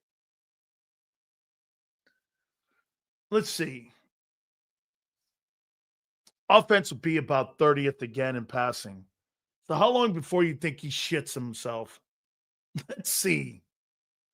Week 6. Write that down in your book. Week 6 when AJ shits the bed. Week 6. Yeah, week 6, baby. You could see AJ just doing this, man. Just, yeah, you know. Week 3? Could be. Week 3, Kyle? Keely bingo. Keely bingo. That's your best one so far here, my friend. Keely bingo. All right. So let me ask you this. This is a Howie Roseman question now. Oh, wait a minute. I got to do this. Hey, thanks for the algorithm. Keep it up, buddy. Keep going away there, man. Most of the stuff you're posting is bullshit, and I don't care. But hey, thanks for the algorithm and being here. Love you, man. Happy 4th of July to you. You and your loved ones. And I mean that from the bottom of my heart. Okay. All good. Anyway, yeah, believe me. Let me see here. Let's see here. Who was the quarterback last year? This is who I compare Jalen Hurts to. Let's see. QB 2000. There he is, Bryson Daly. Bryson Daly from Army last year, running that wishbone. Bryson Daly equals Jalen Hurts. Guys win. They both win a lot. Bryson Daly Hurts. All right. Howie Roseman from a year ago. You tell me. Do you think he's happy with the people that he signed and brought in? Yes or no? Do you guys believe he's happy? Okay? I'm with you on that. Whew. Boy, that Pittsburgh Steelers, man. They're ready for the old folks home. Okay? He's a winner, though. Do you think he's happy with the guys that they've brought in? Howie Roseman. Yes. Come on. How many people believe that Howie's happy with the people they've signed? The Josh Uches, the Ziso Jalaris, guys like that, the tight end they signed, the trade they made. Do you guys believe that this offseason in acquiring talent outside the draft, do you think he's been happy with the guys he's brought in to the Eagles this year? Do you believe he's happy with them? See, Kyle says, hell no. I think he's happy. Okay. Couple more here. I think there's one more move to be made, but yes. Okay. Howie's never happy. That's a great take. Okay. Bruce says I wouldn't think so. No way, Sills. Here, mission accomplished, says Twiz. Love Twiz because Twiz is always wrong. Why didn't he give any of them 2-year contracts then? If he's so happy, why did he give only 1-year contracts to them? If they're so happy and he's so thrilled, then why did he only give 12 guys 1-year contracts? I'm so thrilled. Here's a 1-year deal. I'm so thrilled. 12 guys got 1-year contracts. Hey, I'm thrilled. Wait, he's creating depth with 1-year deals. This guy's dumb. D-U-M-B. Dumb with an ass on it. How you doing? Depth, we have starters. No, you don't. You think you do. 5 new dude, like Gary Cobb said, it's not like on offense. 1 new starter is not going to upset the apple cart at right guard. 5 on the defense will. Now, let me ask you something here. You guys don't think 5 new first-time starters is a big deal, but it is. Here. Okay. Let's ask this question. If you're telling me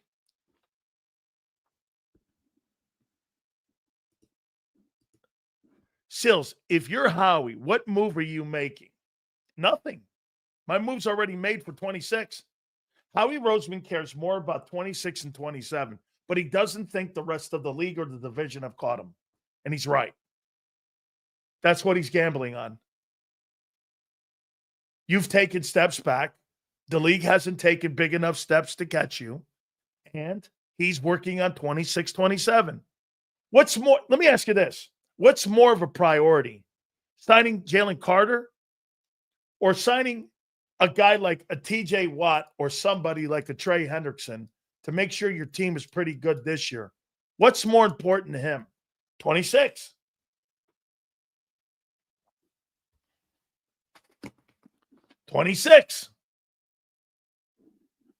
No. I said that this defense is not good. Well, you're not going to win this year with that. July 2nd. Keeping a little score on the old Big Sills docket.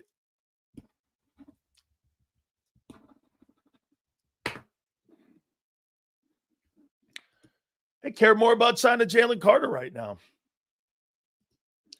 So what's the problem with loading up for nothing? Avoiding multiple year deals to keep money free. 0. Your priority is 26, 27. It's not 25. Correct. No problem. Just as long as you know what I've been talking about all season. Your priority is not 25. Your priority is 26. I hear John McMullen and Zander talking about 26 more than I do about 25. Those guys talk more about paying who you got to pay in a couple of years than you do about guys that you have on the team right now. The guys you have on the team right now, you're hoping are going to be the guys you have in 26, 27. You got to figure out who they are, though. That's one of the reasons why I pointed out Moro Jomo. So, you know why you drafted Ty Robinson? Because Moro Jomo most likely, again, will not be part of the future of the football team. Now, Xander's right. They got the dude for 2 years. But he's not going to be part of the future, especially if that guy has a Milton Williams season. Here, it's a great question. Seals, when do you grade this offseason? Or what would you grade this offseason? A+ for the Eagles. A+. You know why? You're setting your future up.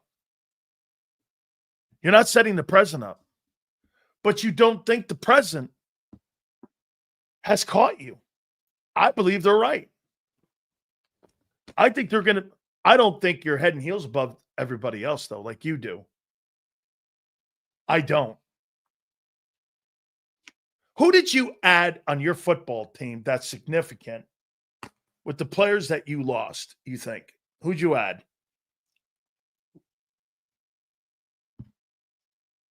With all the great players that you lost, name me one player you've added that you think covers any of the players you lost. Name me one.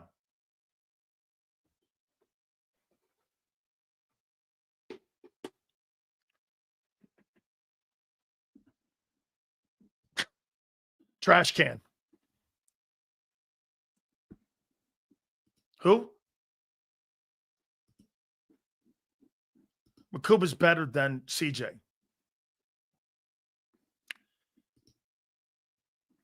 Campbell's not ready. Munden is better than Nakobe. Okay. Ty Robinson is better than Milton and Josh. So Ty Robinson, who's never played it down in the NFL, is better than Milton Williams and Josh Sweat. Is that right? I sure hope he can play in the NFL. Who? If he's so good, why didn't you give him multiple-year deals? You gave him a 1-year deal. Potential means you haven't done it.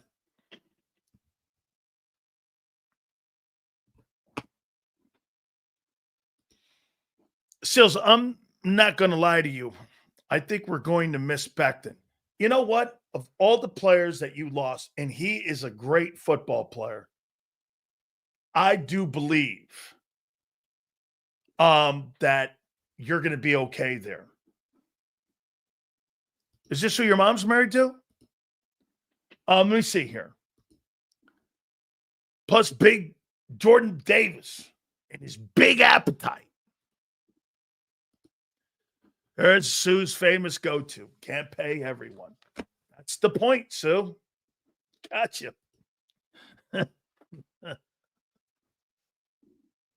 Okay, that's fair, Kimberly. That's fair. Absolutely. Absolutely. So Pro Football News wrote down the best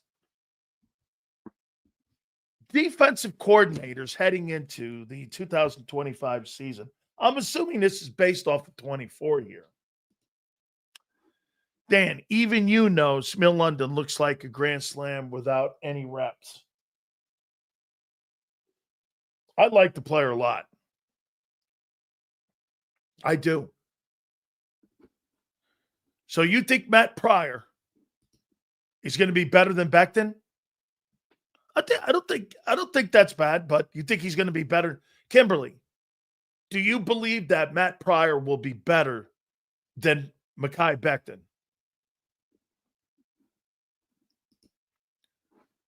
Sills, it's like you said yesterday, 2026 is the year of our defense. I believe that 100%. Because I think you would have realized what you're going to do.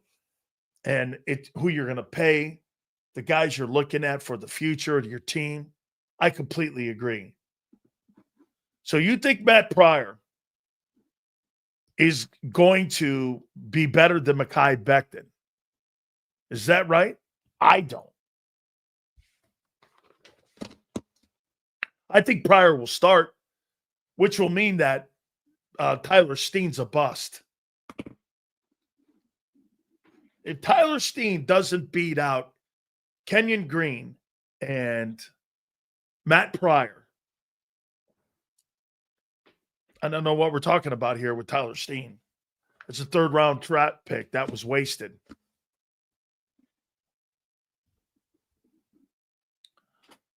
Let's see. Not better, but the best we have. And Kimberly, between Lane and with Cameron, Cam,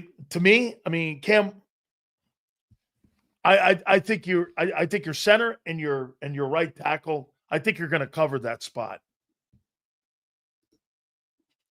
We got to be cheap somewhere. You're cheap on defense for a little bit. Then you're not going to be. Right now, you're cheap on defense. You're paying a linebacker and nobody else. This is the last year of that. Who else you paying? Name me one guy you're paying on defense. Is there anybody on your football team making over $10 million outside of Zach Bond?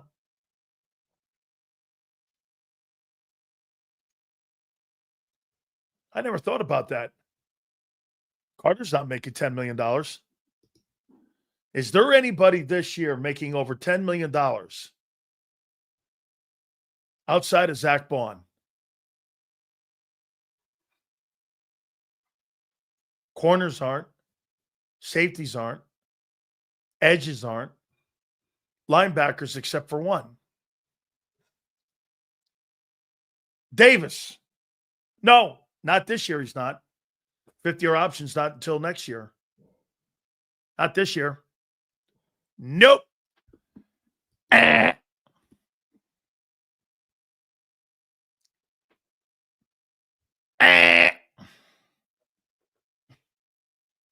You have nobody. You got nobody making over 10 million, so all your money's over on your offensive side. Okay. That's going to change for sure. I mean, that's a pretty cheap defense. I think a Temu defense. Oh, the money. Not saying you got Temu products. It's Timo money. That's a good thing. By the way, when you're able to do that, that's a great thing. It's not a rip. Okay, that's not.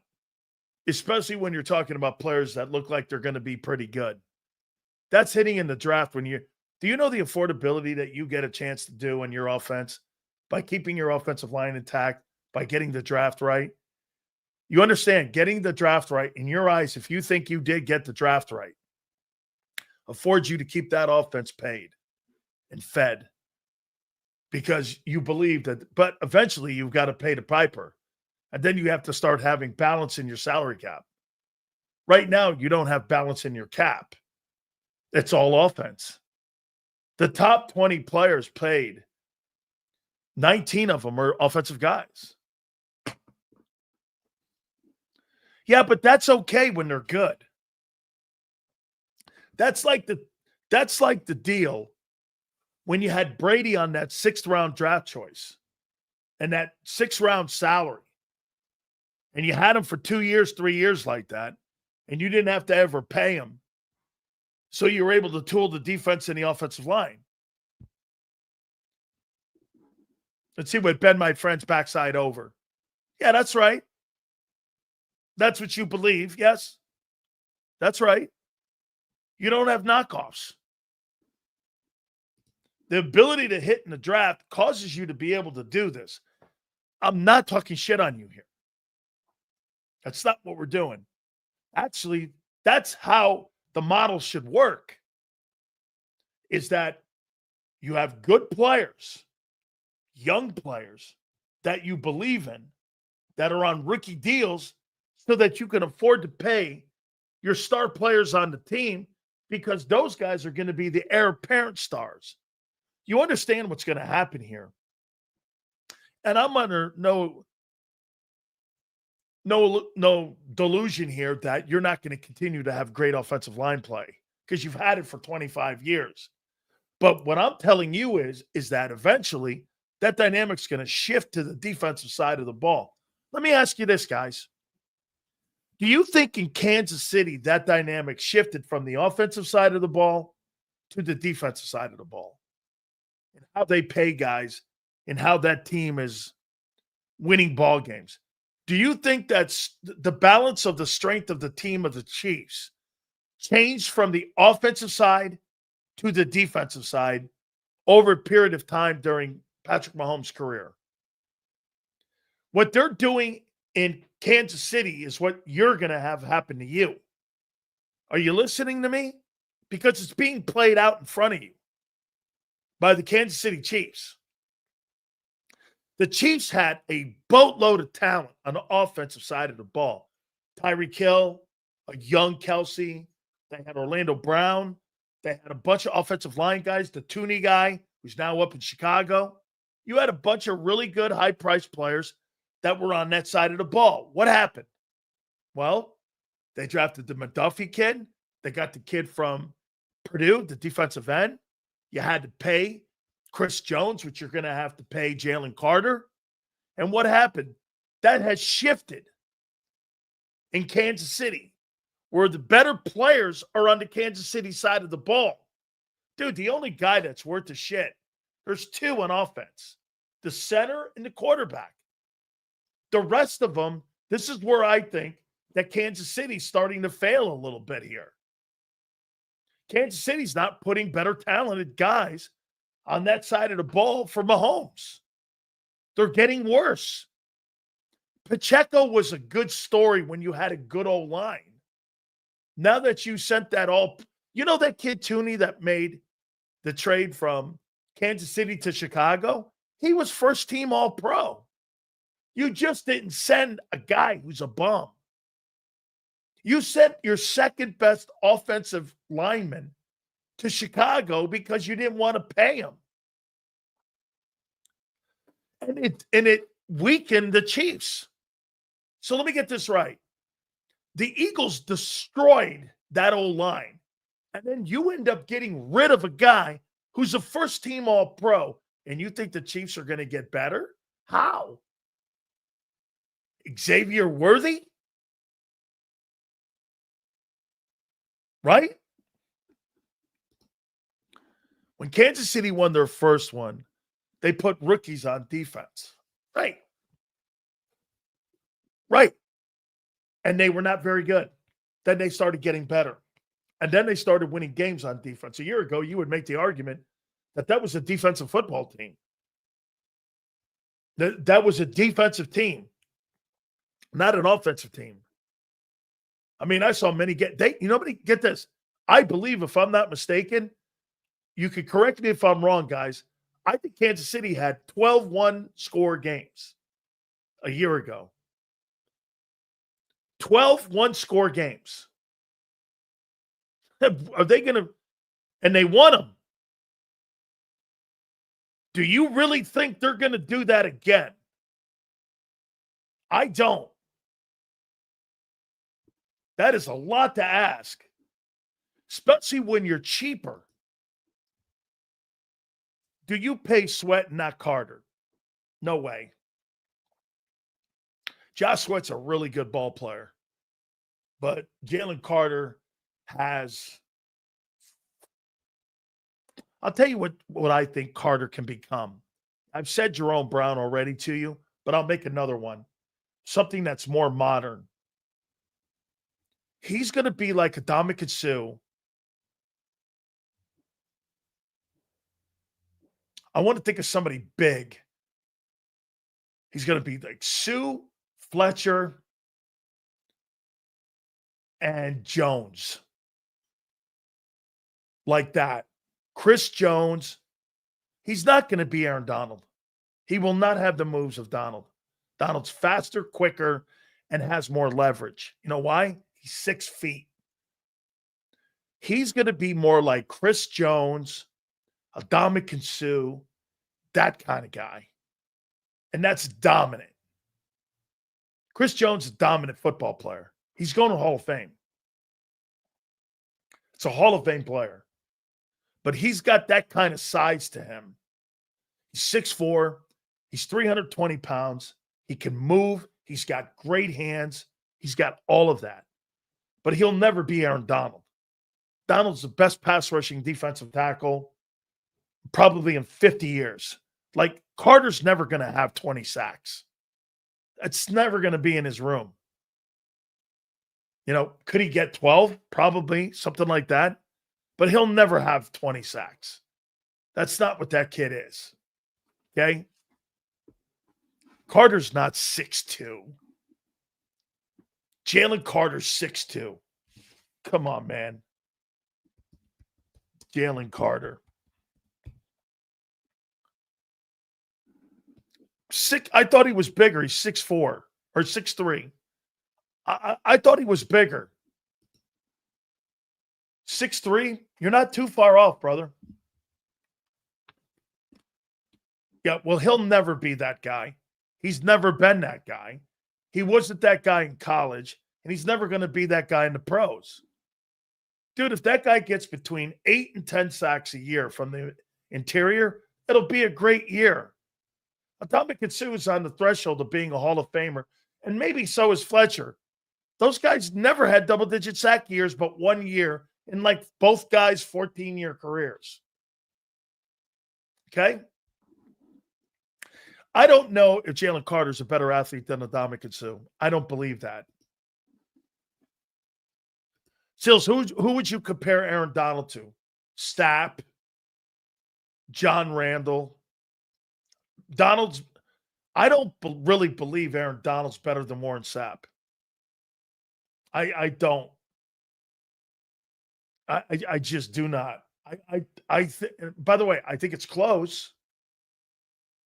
But if I had to, again, Aaron Donald, it sounds like I'm down on him. I'm not. He's a generational player. Dave Wannstedt, who recruited me, recruited this guy and signed him at Pitt. And again, Dave liked the shorter guys. I'm 6'1", and he's 6 feet. Sapp's 6'1.5". Jerome was 6'1.5", 6'2", maybe. Cortez Kennedy was 6'1". Russell Maryland was 6'1". Nobody was really, they didn't believe, and we didn't. Well, you know, I say that, but not to the level of Fletcher. Fletcher's a better run stopper than Donald. And Donald was a superior pass rusher. Vita Vea is a shorter guy. He's like 6'2.5". He's 350. His weight always gave him a problem, though. Okay? I mean, his weight always gave him a problem. For a small guy like Donald, he's like John Randall I mean, look. Aaron Donald, when you look, they're probably going to list him at 6'1". He's not. I've stood next to him, and I'm taller.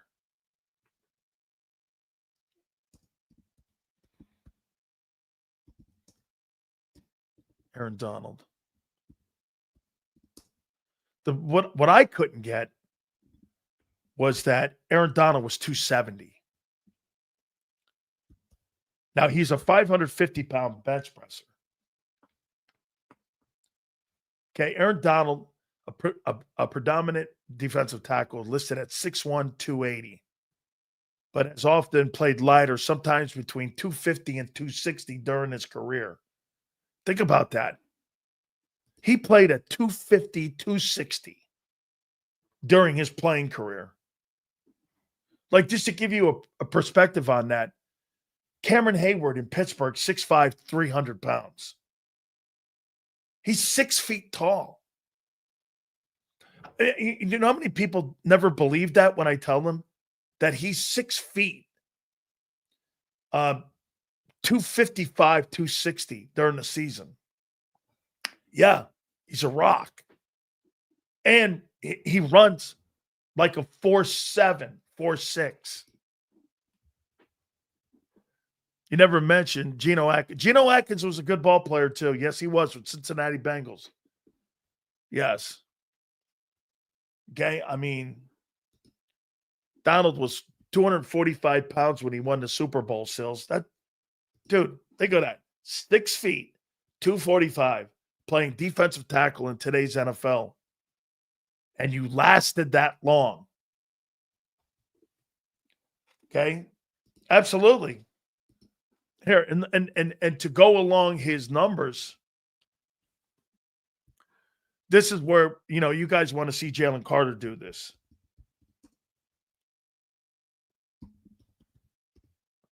You're not going to see this. Here's Aaron Donald. 11 sacks, 20 and a half, 12 and a half, 13 and a half, 12 and a half, 8 and 5. 1, 2, 3, 4, 5, 6, 7, 8, 9, 10. Every year he played in the NFL, he was a Pro Bowler. 1, 2, 3, 4, 5, 6, 7, 8, 9. 9-time first team All-Pro. 3-time Defensive Player of the Year. Defensive Rookie of the Year. Man, is that a first ballot Hall of Famer? Look at the TFLs. 20, 25, 15, 17, 22. This guy had 25 tackles for loss and 20 sacks in 2018. That's insane for a guy 260 pounds. You're not going to see Jalen Carter, that guy. You're going to see more of an Ndamukong Suh and Chris Jones. Let me see Chris Jones's numbers here. Because, look, Chris Jones, I think, is a Hall of Fame player. But Donald's just a different dude. He's built different. Chris Jones.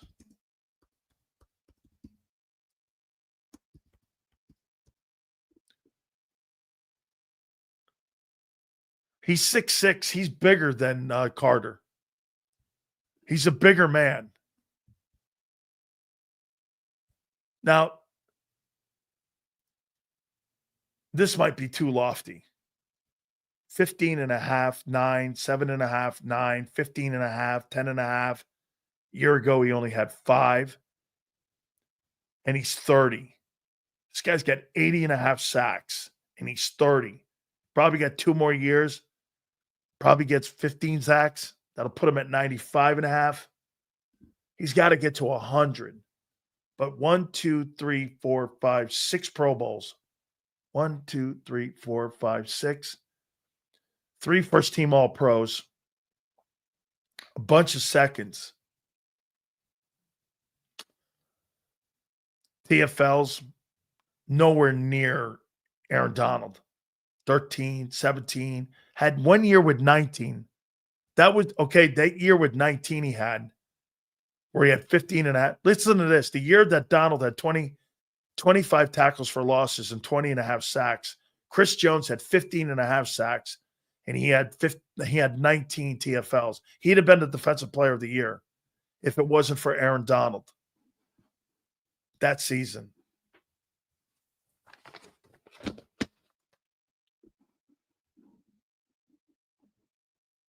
What did I see here?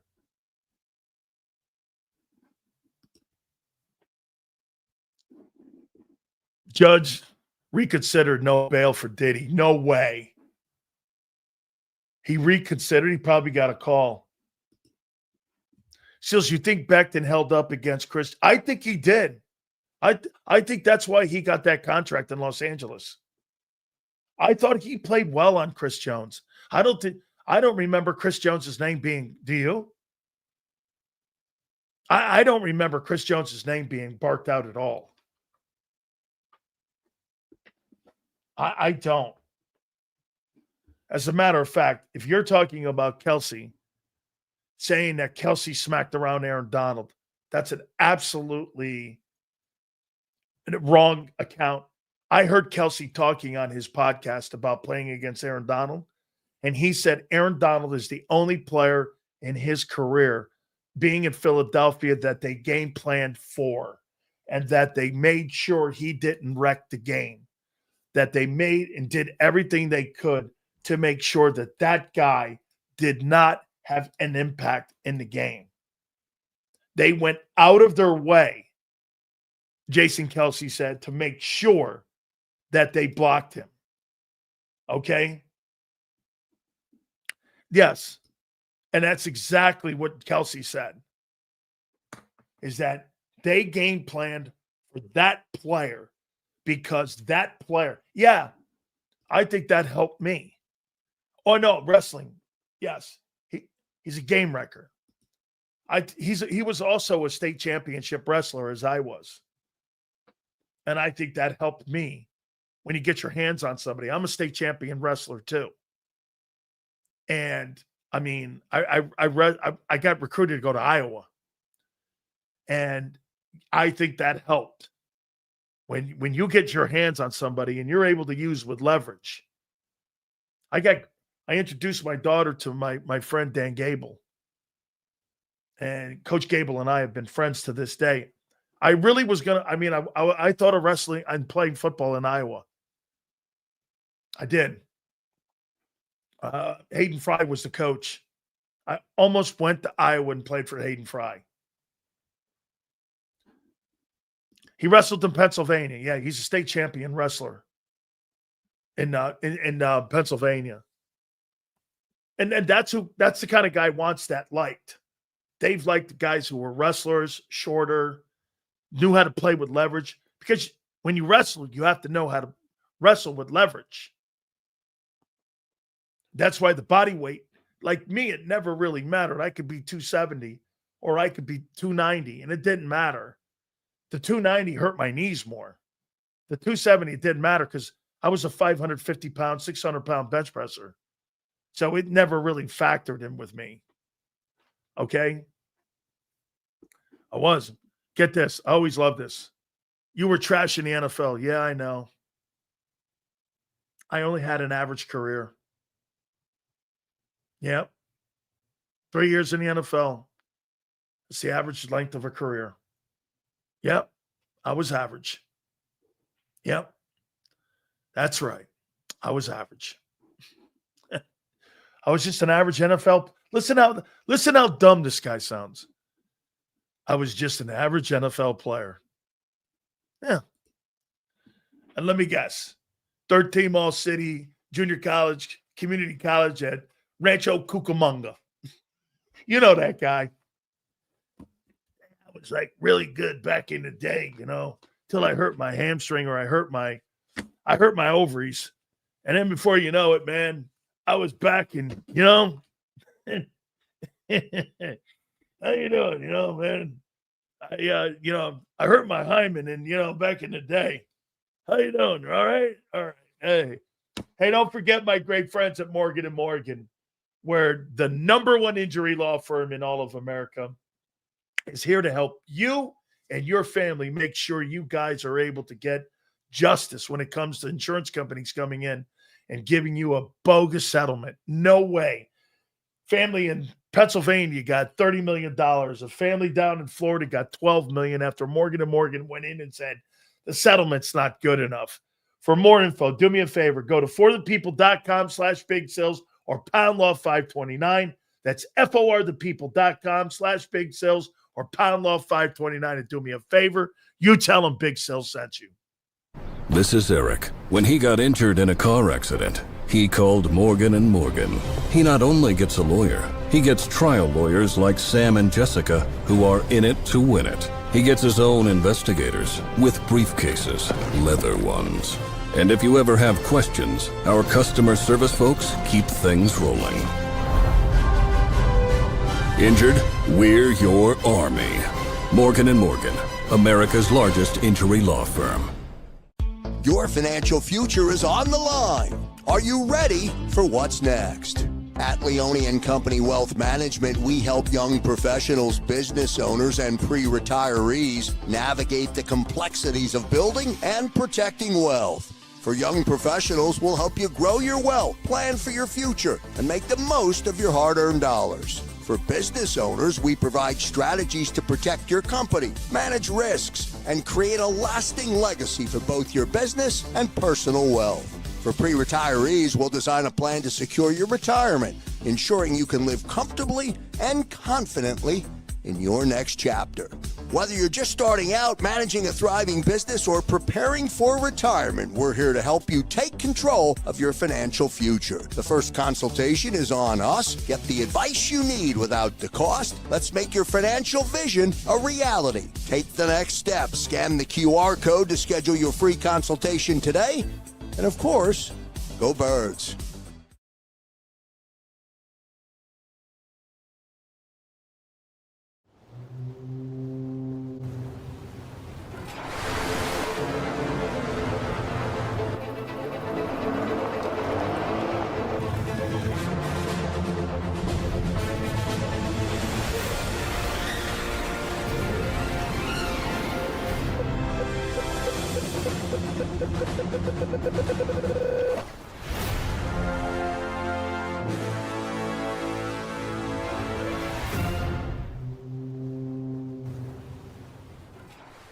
They're carving them up and good play calling along the way. First and goal at the 6.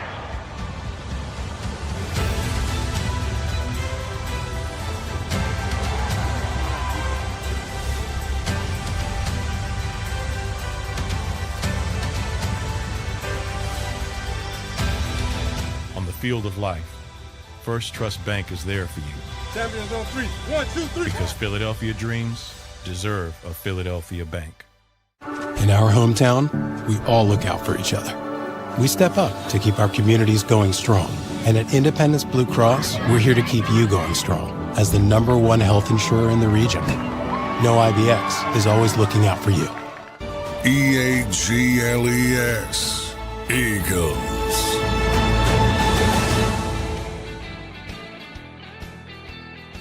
I've got to send a thank you to the mayor of Miami. Just follow me on Twitter.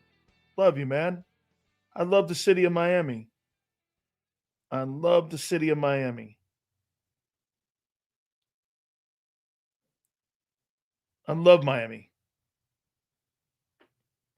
I love the folks, man. It's pretty cool. Way to go, Mayor Francis Suarez. How you doing? That's what I'm talking about. Big Sales plugged in and a mayor. How you guys doing? Hey, man, I'll tell you what. People starting to travel already. Make sure you guys are safe out there when you're going and traveling on this 4th of July. I'm looking forward to it too, man. And then when we get back on a Monday, we still got tomorrow to go. But when we come back like on Monday, we're going to be like 10 days out from like the start of training camp. I mean, incredible on where we are and how close we are to the start of the season. The Chargers will start come Monday, 7 days. Guys, crazy. Big Z, Big Joe, thank you guys very much, man. I appreciate each and every single one of you. Please do me a favor. Hit that like button. Thank you for the supers today. We will see you tomorrow. So it's like a football Friday tomorrow, 2 to 6 Eastern. We'll see you on the flip side.